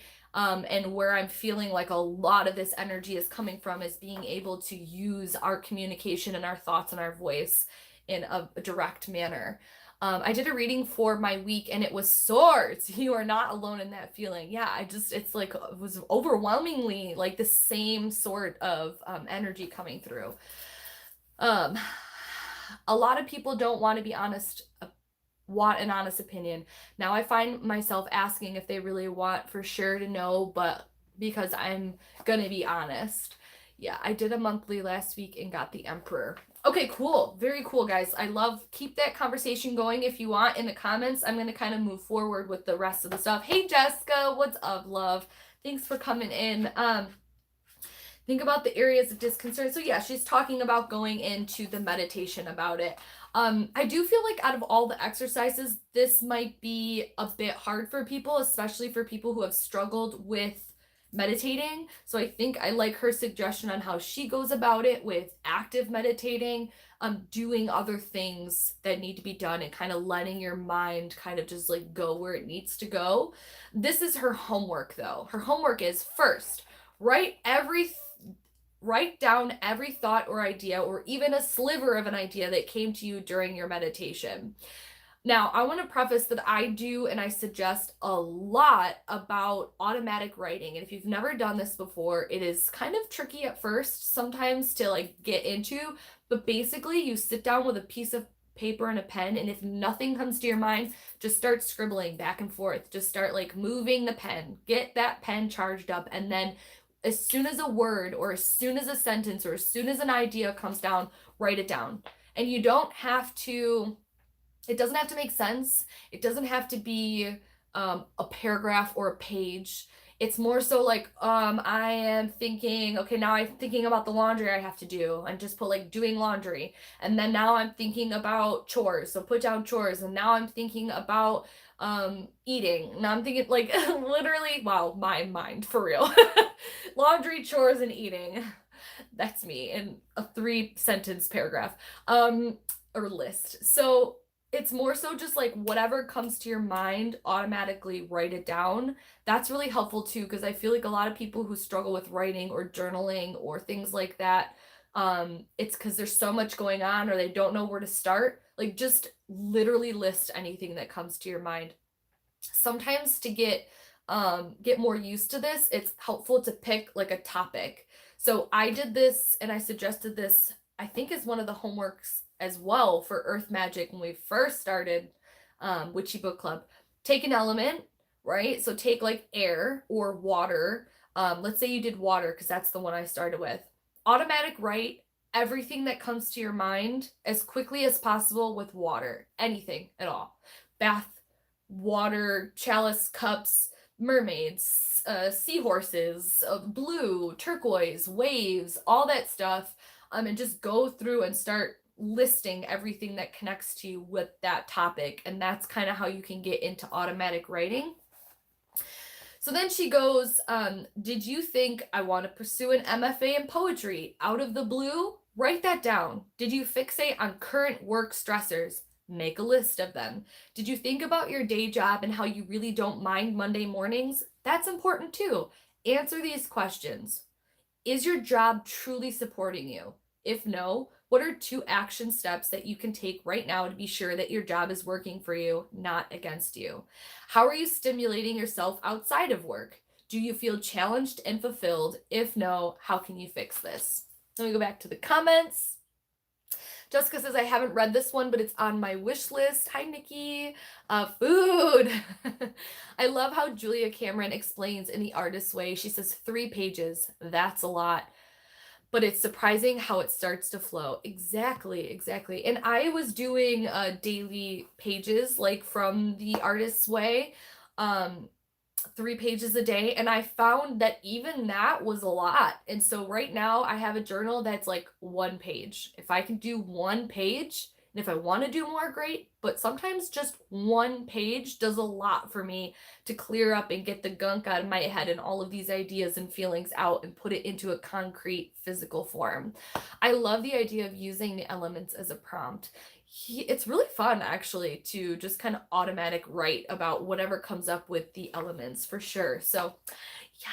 Okay, let me know if you do that, Jessica, because it's really fun actually for planning stuff out for like your witchy bullet journal. If like you want a theme around, like we did, fairies, just automatic write whatever comes to your mind about fairies, and then you can use some of the bullet points that come up as like a theme or a design element for how you're going to move forward with it in a creative sense. It's fun stuff. Fun stuff. My camera refuses to focus and it makes me want to gouge my eyes out. So irritating. It's like always focusing on what's behind me. Okay, so let's keep her going. I don't want to live stream for more than 2 hours, I think, today. So we're going to wrap her up as best as possible. We'll probably end up to 2.5 hours. It's me, you guys. That's just how it goes. So her resources for this are meditation. Choose a form of meditation that works best for you. And then she goes into journaling. She also talks about the next step involves other people. Grab a friend, a colleague, a mentor, or even an advisor from a local college. Ask them for advice. Ask them about their observations of you and your life. Have dinner with them. Just talk about where you are in your career and intellectual life and ask for their experiences and thoughts. I think that most of us forget that we don't live in a vacuum and that other people can tell if we're happy or challenged. I love that. So definitely getting an outside perspective on where other people think that you're at, and not listening to every single thing that they say, but sometimes it is nice to see where other people view where we're at with things. So then I put interesting topics around the questions. Okay, so this is the last part of the air reading. Love the book club. I hope you're going well. Thank you so much, Hillary. Hillary just donated $5. Thank you so much. That is so sweet. Just even a little bit is super, and donating makes it sound like it's a charity, and it's contributing. You're contributing to the group in a like financial energy exchange, and that is magic to me. And I appreciate you. I appreciate that you appreciate the energy and the time that I put into the book club. And I am taking that $5 with so much love and gratitude. So thank you for being here, and thank you for doing that. And again, it's not necessary for anyone to do that, but it really helps, and it's super, super, super kind. So thank you. How would you feel about talking it out, Anna? Sometimes I do it like that with voice notes on my phone. I need to pick up this book. Yes, pick up the book if you like it, if you feel like it's going well in the chat, and that you feel like it's charging you up. So the readings I give to people who are bored are some of the most heartbreaking. The bored tend to cheat on their partners, slack off at their job, take desperate risks. The bored will poke at a glass until it falls off the table and shatters, so they just have something to do. When they do this with people instead of things, their lives can spin out of control. I encourage you to do an honest assessment of your life. If you are bored, you're taking it out. Are you taking it out on someone else? Are you treating people like things? Are you being a jerk at work because you just can't stand what you do? If so, thank you for your honesty. Now it's time to fix it. That's how she ends her air reading section, and I thought that was really, really interesting to end it off on. Sometimes people are just freaking bored, and instead of wanting to acknowledge that and to switch things up and to find something that really makes them feel like they're doing something of worth or that's exciting to them, they try and act like a cat and sit at the table, and like they know they're not supposed to be tipping this water glass because their owner just told them no no and the cat stops and looks at you and goes fuck it and just tips the water off of the table. People can do that with their lives, and if you feel like you're kind of in this like sabotagey, like I'm bored so maybe I'm taking it out on other people, maybe that's the element for you to start with. So yeah, so let's go into the fire now. So the fire, a reading to light the way. I'm going to read this whole first paragraph. So of the elements in this book, fire is the only one that is outside of us. And this was, like, I knew this, I know this, but the way that she described it kind of made me go like, oh yeah, I guess you're right. To me, I think that Earth is very external when it comes to the way that I read and I interpret things. It is very financial, it is very security and material possessions, and I do think of it as a very physical, external energy, but a lot of the times it does become internal. But her saying the only one that's outside of itself is fire, and I guess I didn't really think of it that way. That's all I'm saying. So then she says, except for the earth in our bones, water in our blood, air in our lungs, and spirit in our soul. The fire, though, it's tricky. It flickers and dances around us. Is it the spark of life? Is it an external flame that draws us close? I've connected it with body in this book because to me, fire is the thing that makes us dance. Think of all of these expressions. We light up. She's got fire in her eyes. Someone is all fired up and ready to go, and ooh, they're hot. I loved that. Thinking about the way that we use our words to communicate the spark and the energy of somebody else or how we feel about something. Oh, she's fired up. She's angry. She's passionate. She's exuding energy. She's, you know, that sort of way of thinking about fire, or the element of maybe the wands and tarot, was just kind of putting fresh eyes on things for me. Like I said, it wasn't anything that I would say, oh, I didn't know that. It was more so like, oh, yeah, that really makes me think and gets my gears going. She's on fire. This girl is on fire. Yes, I'm loving these elemental interpretations. I know that the chat is going pretty quickly, you guys, and I know that some people are talking amongst themselves. So if there's something you're trying to tell me and I'm missing it because I'm reading and things, please put it in caps or say it again. Don't feel like I'm ignoring you. It's just the way that the chat goes, okay? Thank you so much, Gemma. Thank you for being here. Gemma just contributed $5 to the live stream. I love you. I am taking that financial energy magic that you're giving your resources to me, and I'm giving my resources to you. Thank you so much, and thank you for being a part of Witchy Book Club. You're beautiful, and I love you. Okay, let's keep going here. Actually, I didn't highlight this down here, but I just saw this sentence, and I really liked this as well. Remember that fire can create as well as destroy. It is transformative, turning wood into ash and darkness into light. It is the only element that we create ourselves. It warms our food and our bodies and can exhaust and can cause excitement or terror.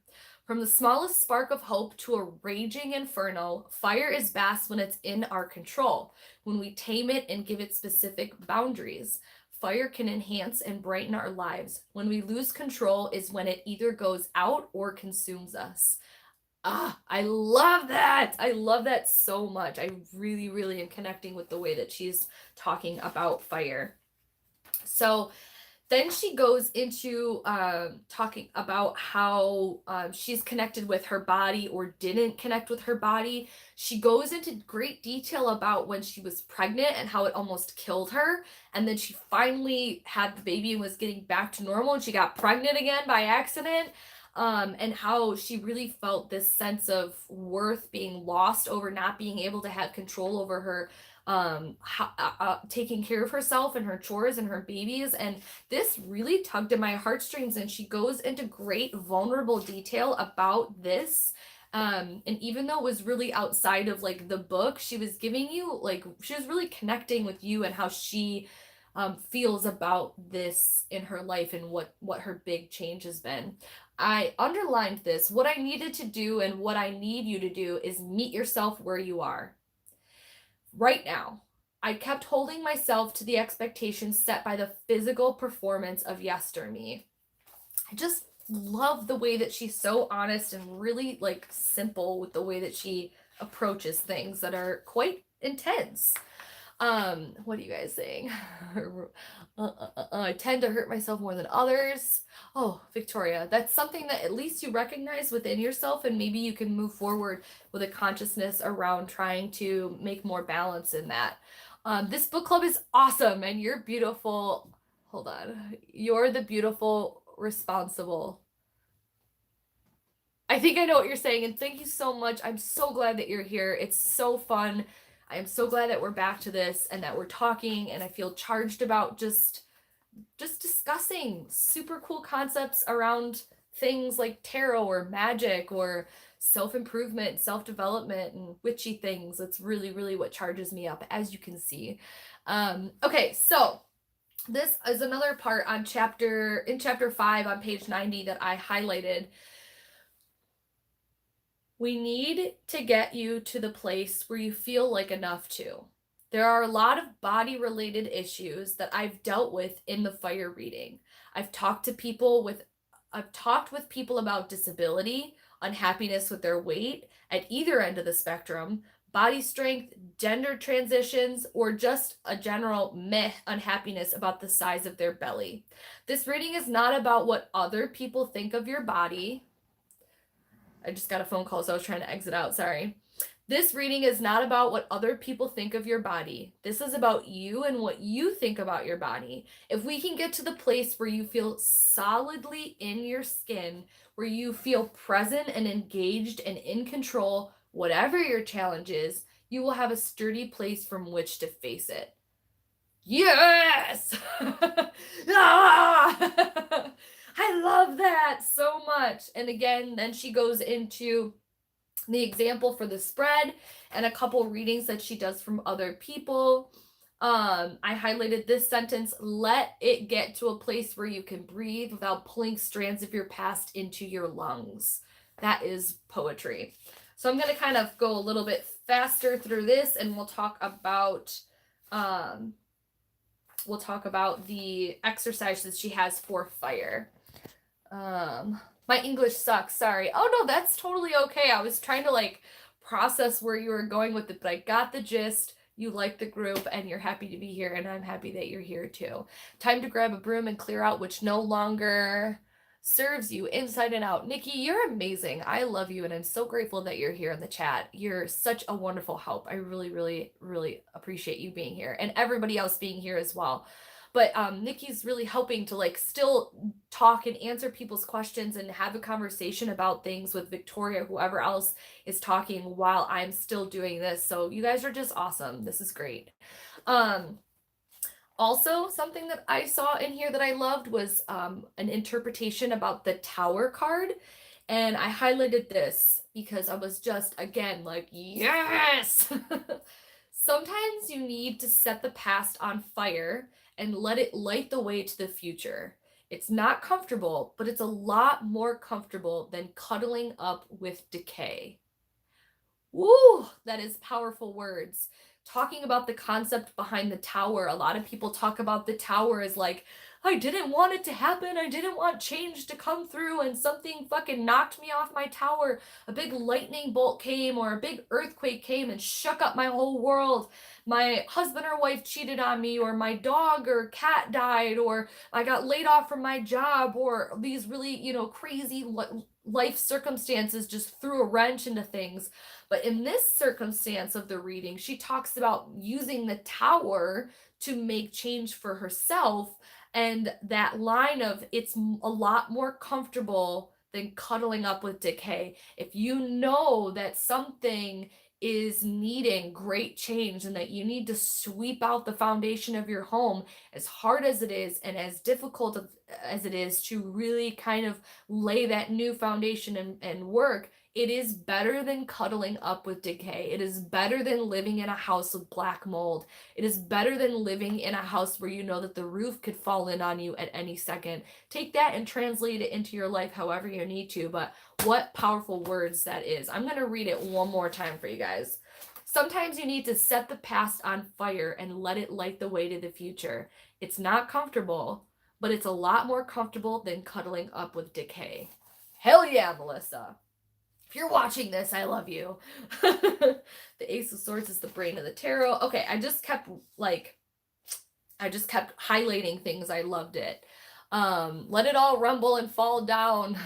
The solid will remain and build up from there. Yeah. But sometimes, you know, like obviously easier said than done. Bye, Jessica. Thank you so much for hanging out. I adore you. Okay. The exercise for fire is light a candle for ambiance, babies. This is going to be fun. Lie down on the floor and stretch your body. Each arm, each leg, slowly stretch. Don't hurt yourself. Do what you can. I want you to really pay attention to your body. Stretch your feet and each toe. Stretch your hands and your fingers, your neck and your back. When you're ready, slowly sit up. Excuse me, I have the hiccups. Sit as close to crisscross applesauce as you can comfortably. Place your hands on your knees and tilt your chin to the sky. Stretch your spine and your neck. Rotate your head gently. To help pay attention, name the parts of the body as you stretch them. Basically, what she's getting you to do is to really come back into focus with your body. So when you're stretching your neck, you're giving energy and you're becoming connected to your body. You're putting fire into your bones and your muscles and your blood again by activating parts of you that maybe if you sit at a desk all day and you're at a computer and you're kind of like this and you don't realize how much pressure you're putting into this area. It's about connecting to the little parts of your body that you can get kind of back into. So that's what her goal is here. And I'm sure that you got that. But I loved this because if you can't, like, let's say you have some sort of disability where you can't get on the floor, or, you know, you can still do little things. If you can move your neck from side to side, or maybe you have mobility in your fingers and you can just kind of do some finger exercises and connect with the parts of your body that you can move. This is very like available for anyone and to make your own depending on your situation. On your walk, if you're able to walk, I want you to think about your body. I want you to remember every decade you've spent in it, all the surgeries, stretch marks, and scars. Really see how far you've come since childhood. Acknowledge and offer gratitude for being able to walk as far as you can. I can walk for about 20 minutes before anti-asthma comes to knock me over, but that's 20 minutes longer than I could last year. I want you to do an assessment of this amazing body you have. Then, when you're ready, come back home and work on your homework. Now that you've met your body again, you can begin a new relationship with it. This writer knows her way with words for sure. She inspires you. Speaking them, hearing them, my body responds to it. Love it. Thanks, Nikki. I agree. I think she's amazing and I connect a lot. Amanda says, say fire wording has meaning, says Magenta Pixie and White Winged Collective of 9. Sorry, just had to put it in. She taught me that to do with activating our DNA and what we should be. Whoa. That was a lot, Amanda. I wanted to like understand what you were saying. Like that sounds like you're tapping into something cool there. I am a little lost, but I like what you're going with. I like what you're doing here. Homework. This is her homework for fire. Write a letter to 10-year-old you. How strong you were. You could run and jump and fall spectacularly and get back up again. Write a letter to 20-year-old you. All the misuses, abuses you put yourself through and still made it. 30-year-old you. So tired and still strong. 40-year-old you. New lines from laughing with old friends. 50-year-old you. Aches and pains and beauty that comes from knowing better than pretty much anyone else, including surgeries, the scars, the hurts, the accidents, including those things that you wish hadn't happened. Write letters to all of the yesteryous, then thank them for getting through the hard times. Compliment them on getting through the scrapes and bangs. Tell them that everything turned out okay. Tell them that you forgive them for their trespasses and that everything turned out beautifully in the end. When you've finished, I want you to burn these letters. One by one, the oldest you to the youngest you. Say thank you. Tell yourself that you're going to take good care of yourself because you deserve it. Believe it when you say it. Release everything you were told about yourself that is not true. Release all the shame and the guilt that weighs on you. Let it burn. Let the ashes blow away. You don't need any of it. How cool. I mean, that's not all of that section, but I feel like that gives us enough to understand where she's going with this, and accepting the phases that your body has gone through. And this is something that I know that I need to tap into, because when I was a child, I was probably one of the most athletic kids in my class. I was in all of the sports. Whenever it was gym time, I was always excelling. If it was the mile, I was in the first couple of kids. If it was like the workout day, I was always going the hardest. Like, I always loved and felt super connected and coordinated with my body. I was always hanging from the monkey bars. I was always on top of the monkey cart, like the monkey bars. I was always that kid that could do whatever it was that physically I was trying to do. I was very connected with my body. And now I feel like I can barely lift certain things, and that I can't stretch like I could. And I place a lot of guilt and shame on myself for not being able to do the things that I could do when I was younger. And I feel like I need to come back personally for myself to a healthy balance of like, okay, well, I can't be upset if I'm not stretching and I'm not accessing my body, because I could be putting more work into my strength and my connection to my physical self. But still, like I said, I injured my knee really badly. And until I get surgery, I have to watch what I do with rotating my knee a certain way, because it'll pop out of place. So even though I can put more effort and work into connecting to my body and becoming stronger and more physically flexible and connected, there are things that at this stage in life are just different from the body that I had when I was a child. And I think a lot of people really struggle with that, and they feel like I'm feeling right now, like shame and guilt and like failure from not being able to be where I was when I was 10 and hanging from the monkey bars, where I could do like 12 pull-ups, and now if I can do one, I feel like, oh my god, yes. So thank you, Amanda. Amanda just donated $2 or two. Oh my god, I just that your currency just went right out of my mind of what it's called. Oh my god, I feel like an idiot. What is it? Anyways, you contributed to the Witchy Book Club, Amanda. I see you. I'm grateful for you. I am really, really grateful that you're here. I'm taking that financial energy exchange, and I am really, really grateful for it. Thank you for being here. 9 years ago, stop it. Okay, you guys, the mindfulness surrounding our body is so, so important. Listen, listen, listen, listen, listen. I agree. Are you feeling that now, Sammy? No, look how well you are doing with your body. Thank you. And I understand that. Nikki, I have gone through a lot with my body in the last year. So I think I just need to refocus my connection with my body. And I think that fire would be definitely the one that I would go to first for the reading and the elemental like work that I would do, would be fire, definitely. I've made huge changes in the past 2 or 3 years. I went from eating like garbage to going on Whole30 diet and losing like 30 pounds in 3 months and not even trying. And then I switched to veganism, and I felt amazing and charged up, and I was eating a super clean, healthy vegan diet. My skin was great. My hair was great. A year ago, if you go back and watch videos from a year ago, I'm like 30 pounds less than I am now. And that's okay. That is what it is. But then I started getting into an unhealthy vegan diet where I'm eating vegan pizza and vegan burgers and vegan mac and cheese, and I'm eating a lot of sugar and processed things. Even though I'm eating vegan, I got away from that connection of wanting to feed my body and soul healthy, substantial foods. And then I got off hormonal birth control, and that made me gain a bunch of weight and has changed like my skin. Like, I just have gone through a lot of big changes. I've put my body through a lot of big changes. I gained a lot of weight, I lost a lot of weight, and I gained a lot of weight.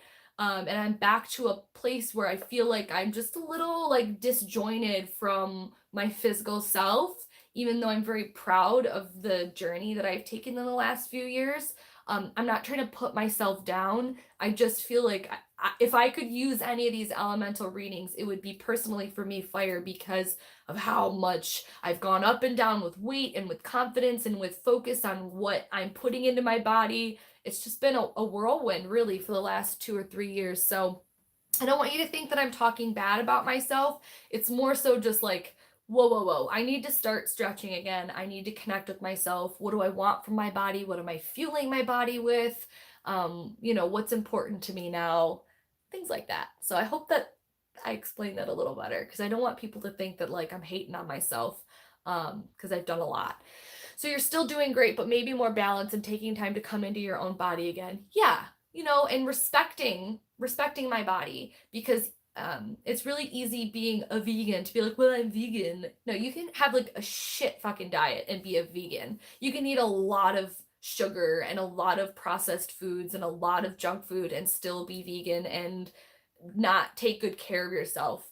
And so I just have to refocus what it is that I am trying to do with my vessel. My vessel, that sounds so stupid and cliche, but really it is, you know? And to recognize that I was putting a hormonal birth control pill into my body for over a decade and a half, and I didn't know what my body was like off of supplemental hormones, and that I'm just now figuring out a year later what my actual cycles are like and what my skin does around certain times of the month, and you know how my hormones and my body and I connect to those things. So it is a lot. Yeah, Nikki, you quit the pill 3 months ago, taking it since you were 14 years old. It's intense, right? There's a lot of videos online. Sammy, get warrior goddess training for yourself. You're speaking your personal truth. Yeah, I'm being as honest as possible. It has affected my confidence a bunch, but if I take it and like lay it out and like what I've done to myself in the past few years, I'm really proud of the progress that I've made in certain areas. I just need to kind of refocus. I know I'm getting off on a tangent, but I felt like if I just kind of slipped that in there, it was kind of a hard topic, just kind of let's float on past that.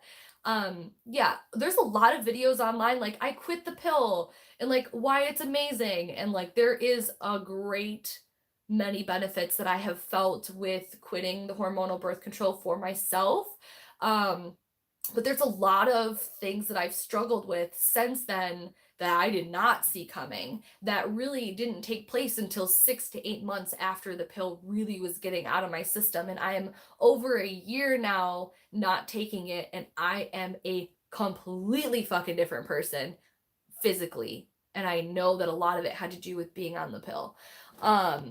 So 43 now, I'm getting used to all the emotions as well, but health-wise, I have to step it up a whole lot, and it's hard. Struggling with my body and being too heavy since puberty, but it's time now. Good for you. And for anyone who's on the pill, there's nothing wrong with that. It was just a personal choice for me. I'm going to get back to the book. Maybe we can have another separate live stream about that. But yeah, I think it was something that I couldn't just brush over conversation-wise. So for me, I think reading these readings and these elemental energy focuses, I would definitely start with fire. I like that she said burn the letters, get it out of your system, and then move on, disconnect from it. All of these things that you're connecting with that are like, you know, holding you back from the body that you used to have, what she calls your yester you, is really great. So her resources are move your body, don't eat garbage, stretch, and she breaks these down, and I'm not going to go through a lot of it, but and then the last one is have good sex. Love that. It says with your partner or with yourself or with a partner, have healthy, fun, consensual sex. Be sure that it's legal and all, but definitely have good sex. The endorphins alone are great for your complexion. You'll relax, you'll feel more in touch with your body, and you'll feel more confident. Doesn't get much better than that. And I put little hearts around it, and that's how she ends her fire section, and I love it. It's so great. So, whew, let's get through. We got 2 more elements. I'm going to try and go a little faster with this. Water, right? Are you guys still with me? If I lost you, I'd love a separate live streaming regarding such topics. I definitely could go on and talk about it. So could you post the exercises to the group? Yeah, I think I can try and do that for sure. Maybe I can even take pictures of the book or something of the exercises and put it in the group. I can try and do that for sure. Hi, Supportive Tarot with Lisa. How you doing? Hi, Sammy. Just wanted to say hi. I finished this book already, and I'm still hoping to pop into these chats as I can. Sounds great. How you doing, Lisa? Okay, water.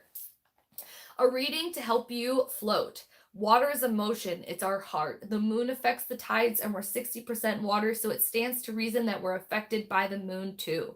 And she goes into why she is connecting the water suit with heart and the emotions. And she goes into her own personal connections with this, around her difficulties with her mother not being in her life, and the expectations that she puts on herself that everything is her fault. And I really, really loved how vulnerable she was in this. She gave you a few really detailed pages on how she felt connected to this circumstance in her life, and then she moves on. Like, she puts it into, it's like a self-help book for using the tarot as elements. And it was really nice to get a little bit of a bigger slice of her emotional background, and then to kind of move forward and feel empowered. So then she goes again into her, oh, I connect with that. Yeah, definitely. If you don't have the book and you connect with that section for you might be really powerful.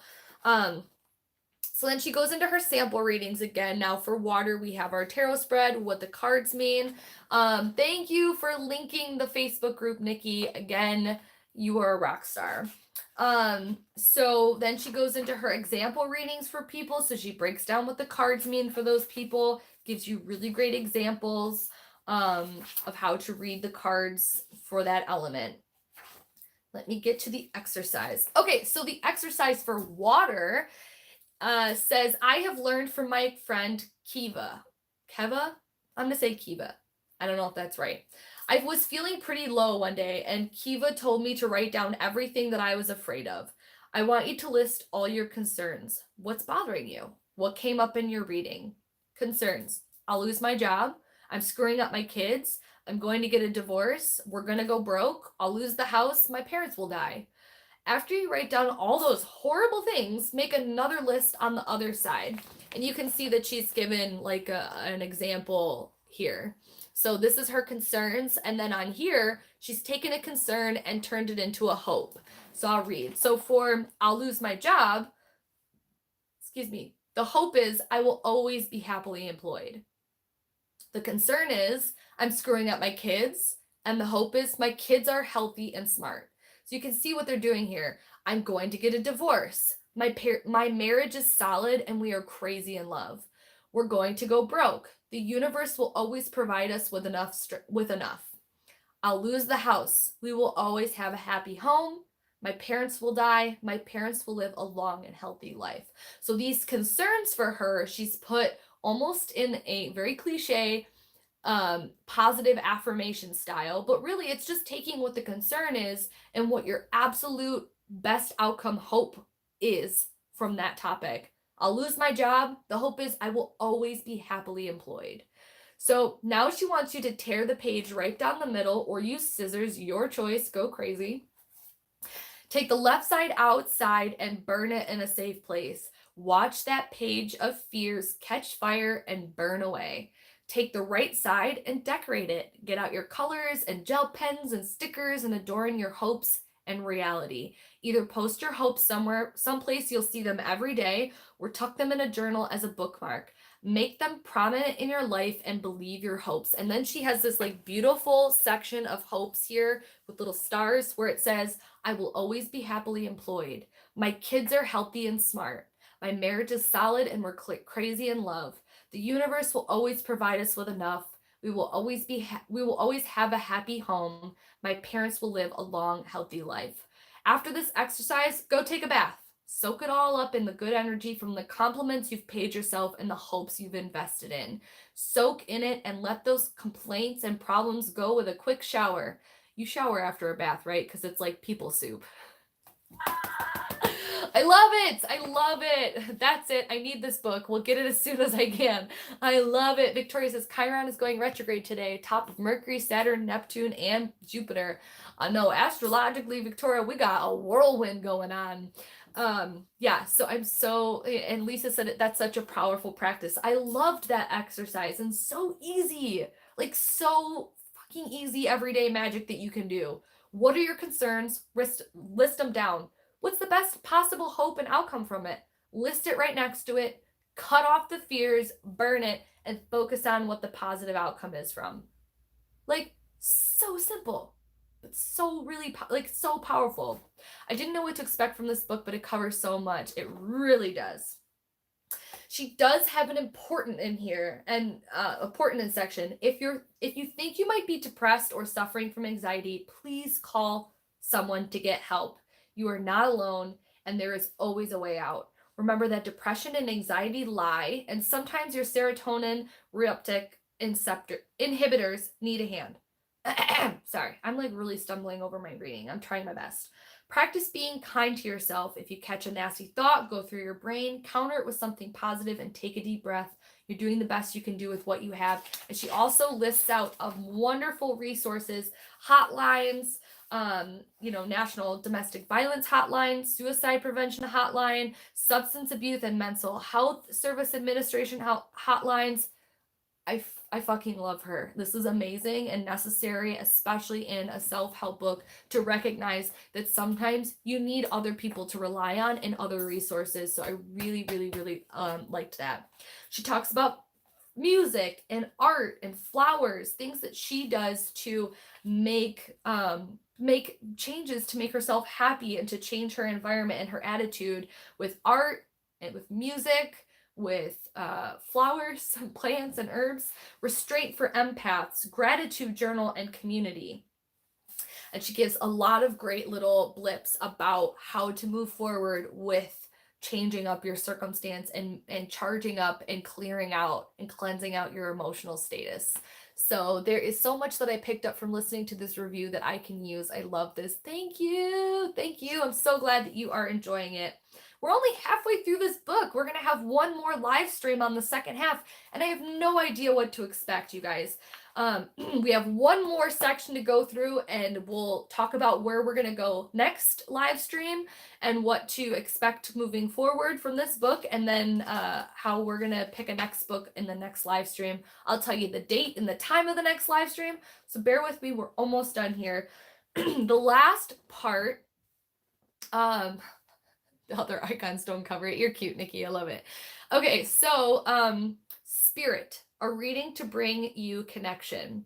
I'm going to read this whole paragraph because I started and I said I loved this. So I can't remember what it is, but apparently I loved it. I'm going to read it to you. Let me get some water, actually. We will listen. Okay. When I was writing this book, I put off writing about spirit until the end.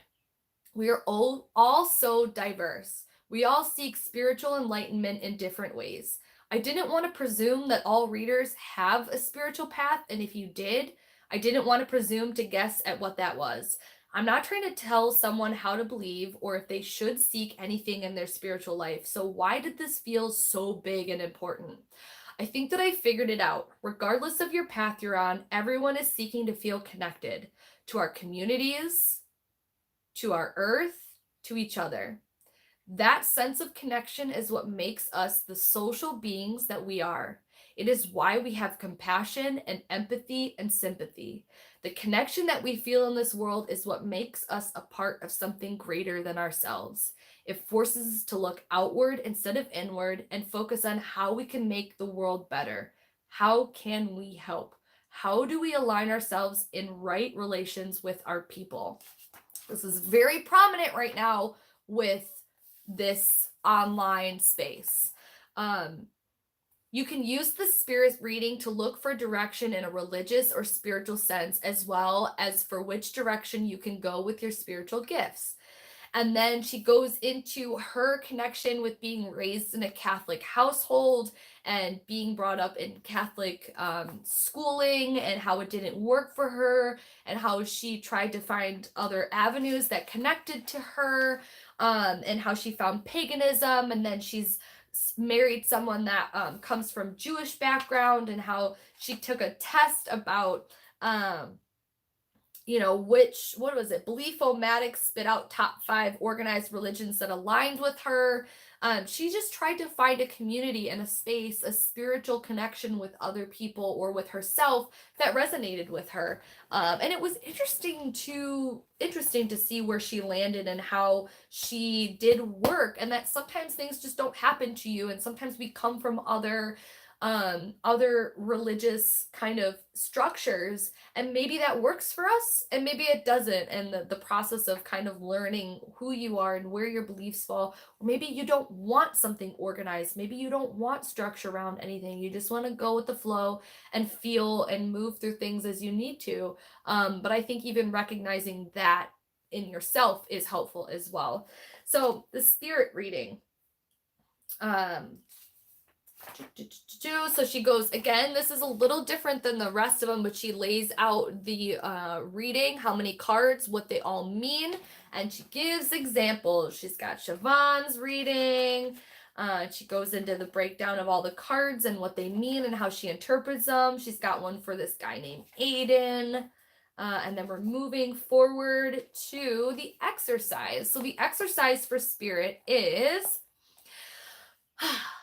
the hardest part of all of this is to quiet yourself, to sit and be still and see yourself as a part of a pattern. You're not alone. When you are truly quiet and at peace, you're able to separate all the noise and clutter of the world from yourself and truly listen to your own thoughts, feelings, and spirit. Whether you are devout, churchgoer, an atheist, a spiritual but not religious person, wherever you stand, you're going to quiet your spirit so that you can hear what the universe is trying to tell you. You get to play with fire again. Try to find some fly wish paper. If you can't find that, regular paper is fine. Just be safe and don't burn your house down. I want you to write a letter to your spiritual self. It doesn't have to be long, but it does need to be specific. The point of this letter is to decide what you want to leave behind in your spiritual life and what you want to welcome in. You can leave apathy behind and welcome passion. Leave behind a childhood religion that no longer serves you and welcome a new place of worship that does. After your letter is finished, find a pencil and summarize your list on a wish paper, one piece of each list. Okay, for somebody who mentioned that they have a hard time journaling or connecting with that, if you like to draw or if you can do collage. So if you don't do well with like writing, you could go on Pinterest or go online, and the things that you want to incorporate this, print out little pictures off the internet, cut them out and paste them so that it's almost like a vision board or a way to connect with the things that you're seeing in your head. Get them out on physical paper without having to actually journal or use your words if that's not something that works for you. But that's a suggestion that just came to my mind. So then she does again this sort of list where it's like what you want to release and what you want to bring in. When you're finished, crumple up the wish paper, straighten it out, and then roll it into a chimney shape. Put the paper onto the wish paper burning platform or other fireproof surface and light it. The paper will blow away and take your concerns and hopes with it. If you use regular paper, just burn it and let it go. Seriously, don't burn your house down. Please release the things you want to leave first. After they blow away, sit in silence for a few minutes and just breathe. When you feel it's time, do the same with your welcome paper and send your hopes out to the universe. Homework. Who do you need to speak to in order to start your new spiritual journey? How will you eliminate the distractions we've identified? What specifically will your new journey do to make your life the way you want it? And then she lists resources. Things that she connected with, places of worship, online connections, becoming a student of religion, and volunteering.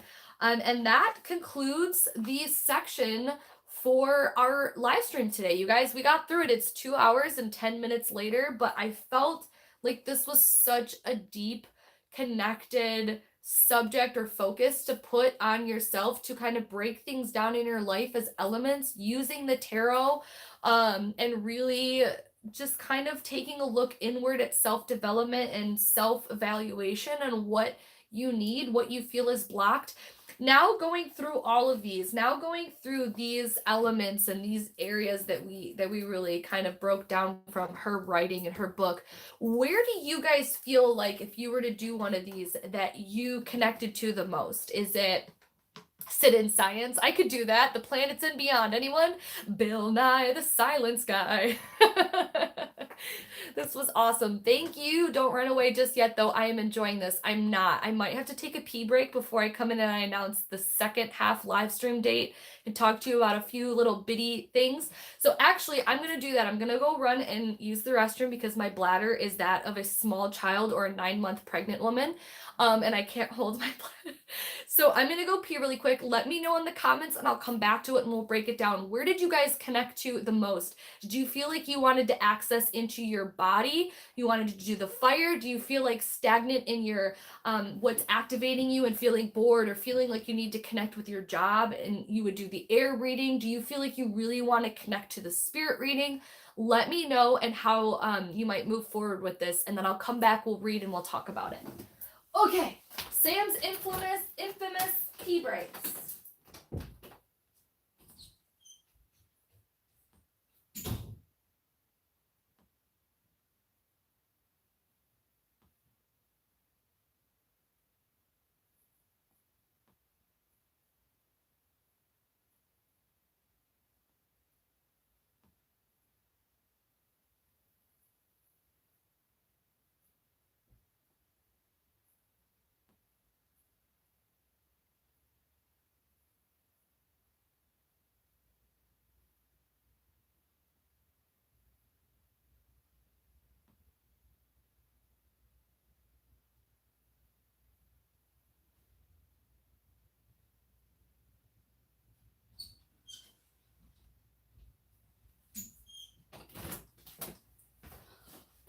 Woo!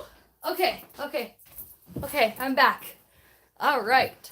Thank you. It wouldn't be a Witchy Book Club live stream or even a Sam live stream if it didn't have to pee in the middle of it. Let me go back and see what you guys were saying. You know, at least when these bastards stop running retrograde. Okay, I'm a double air and earth in my chart. I definitely feel the need to dive into water and fire more, but fire spoke the loudest hearing you talk about all of them. Yeah, from what you were saying about like the hormonal birth control and stuff, Nikki, especially if you just got off of it, I will tell you that everyone's different, but I am speaking from my own personal, like there's a lot to come. You're gonna really learn a lot more about connecting to yourself mentally and physically because of the changes hormonally that will take place from weaning yourself off of the pill. So I feel like not just the hormonal, getting off the hormonal birth control, but like I said, everything that I put my body through, how I haven't been stretching, how I haven't been exercising, how even just taking a walk in the morning with my dog makes such a huge difference. With the amount that has changed within my diet. I say diet, not like to lose weight, but like what I've put in my body nutrition wise. I already told you guys fire would be definitely where I would start for sure.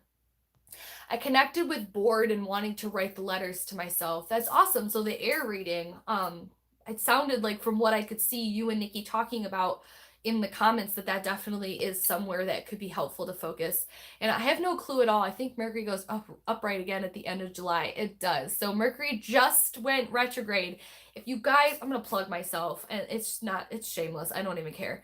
I know that some of you in this chat have already purchased readings from me, Mercury retrograde readings for me, and that they're coming or I have already filled them and sent them to you. So thank you for supporting me. But we just went into a Mercury retrograde. I offer Mercury retrograde readings on my site. They are not as expensive as some of the other readings. So if you've wanted readings from me before, now's the time to get a reading that isn't like a huge reading, that's more affordable for some people.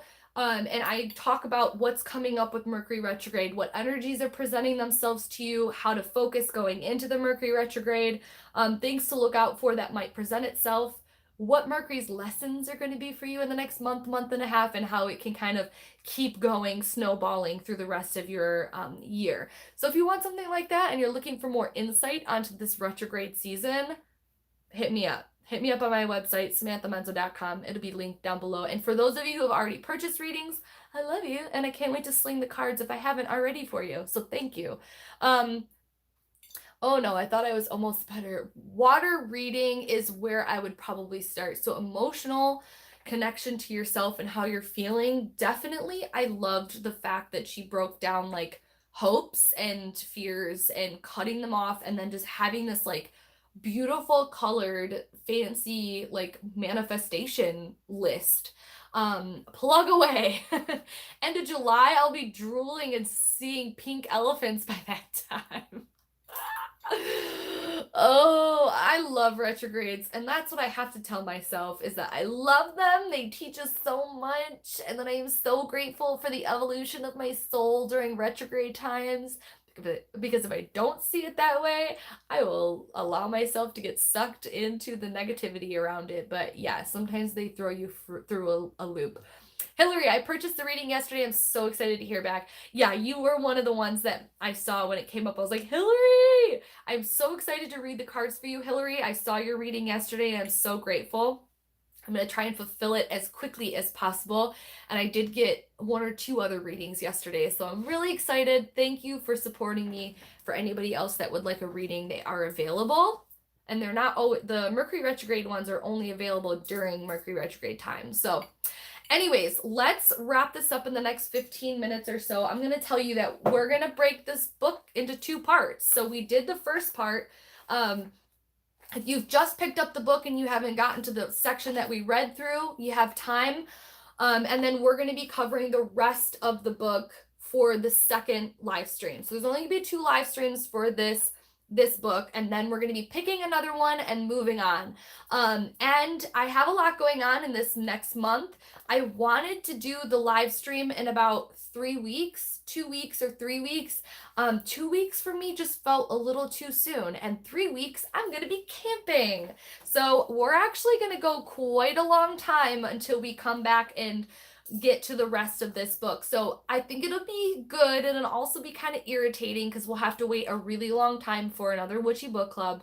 But for those of you who maybe didn't know about it, who have just joined, didn't have enough time to read the book, or maybe you were a little iffy if the book was for you, but now you've watched the playback or you're in the live stream and you're like, hell yeah, this is great. You have a lot of time to pick it up and to read the first half, or to finish the book with us and join in for the second part of the live stream. So the date of the second live stream is going to be August 5th, which is a Monday, as usual, at 10 a.m. Eastern Standard Time.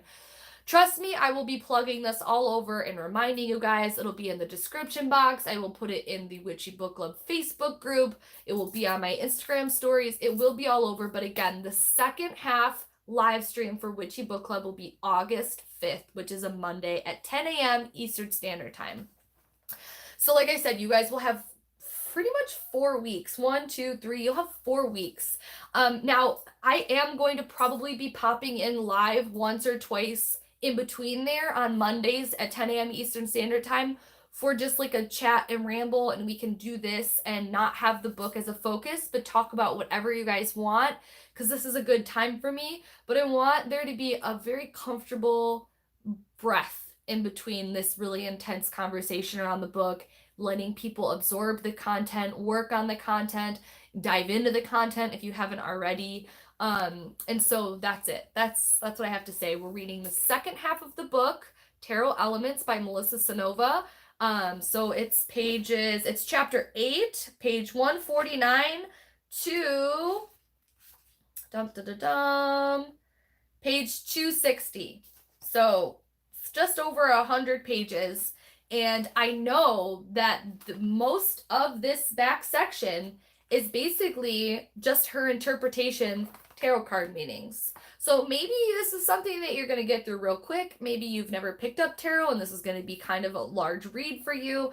And you know, it's going to be interesting where our conversation is going to go for the second half, because she basically just has a little blip of the upright and the reversal energy of each of the cards. But I think we'll be able to come up with some really cool stuff. So next part for Tarot Elements Witchy Book Club Live, 5th of August, live chat with Sammy and other Mondays. Yeah, you rock, Nikki. You are an all-star.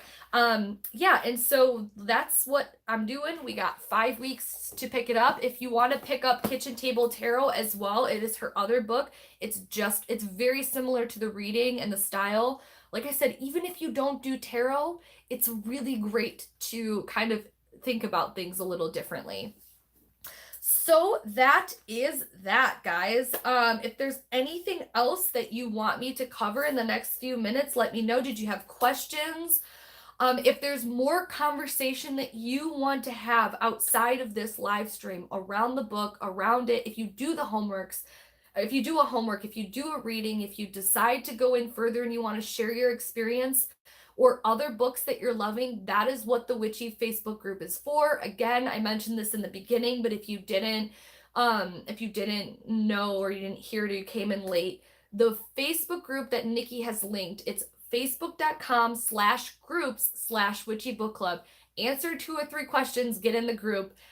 It's closed because there's a lot of people that post stuff that isn't book related. And I don't mean to be mean, but if you post something to the group that is not about the book that we're reading or about books in general, I don't approve it if I can, because, and my moderators in there know, because I want that to be a space that is contrived of books and about learning and about reading and about that sort of thing, because there's a lot of witchy Facebook groups about, you know, witchy bullet journals or tarot or about witchcraft or things like that, or just like paganism or religion or self-development. I want this to really be a book space for us. And so that's why it's a closed group, so that I can moderate it a little bit more around the focus of books and reading.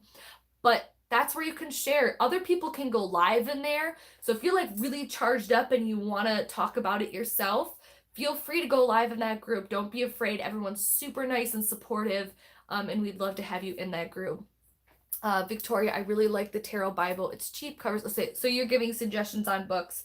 Wonderful, wonderful, wonderful. I know I plugged my website. Thanks, guys. Support me if you want. If not, I just love connecting with you. I've missed this so much, and I'm very glad that I reassessed this and took a lot of pressure off myself on having to be this amazing, structured, crazy thing.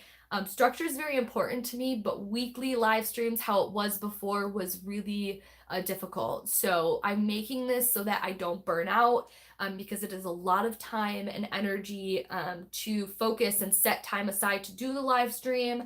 And I'm not complaining. Like, I love this so much, and I appreciate every single one of you. Thanks for those of you who contributed to the group financially. That exchange, again, does not go unnoticed, and it really means a lot for me. You gave your magic by your financial resources, and I am putting my time and energy into the live stream, and we're giving and taking, and I adore all of you.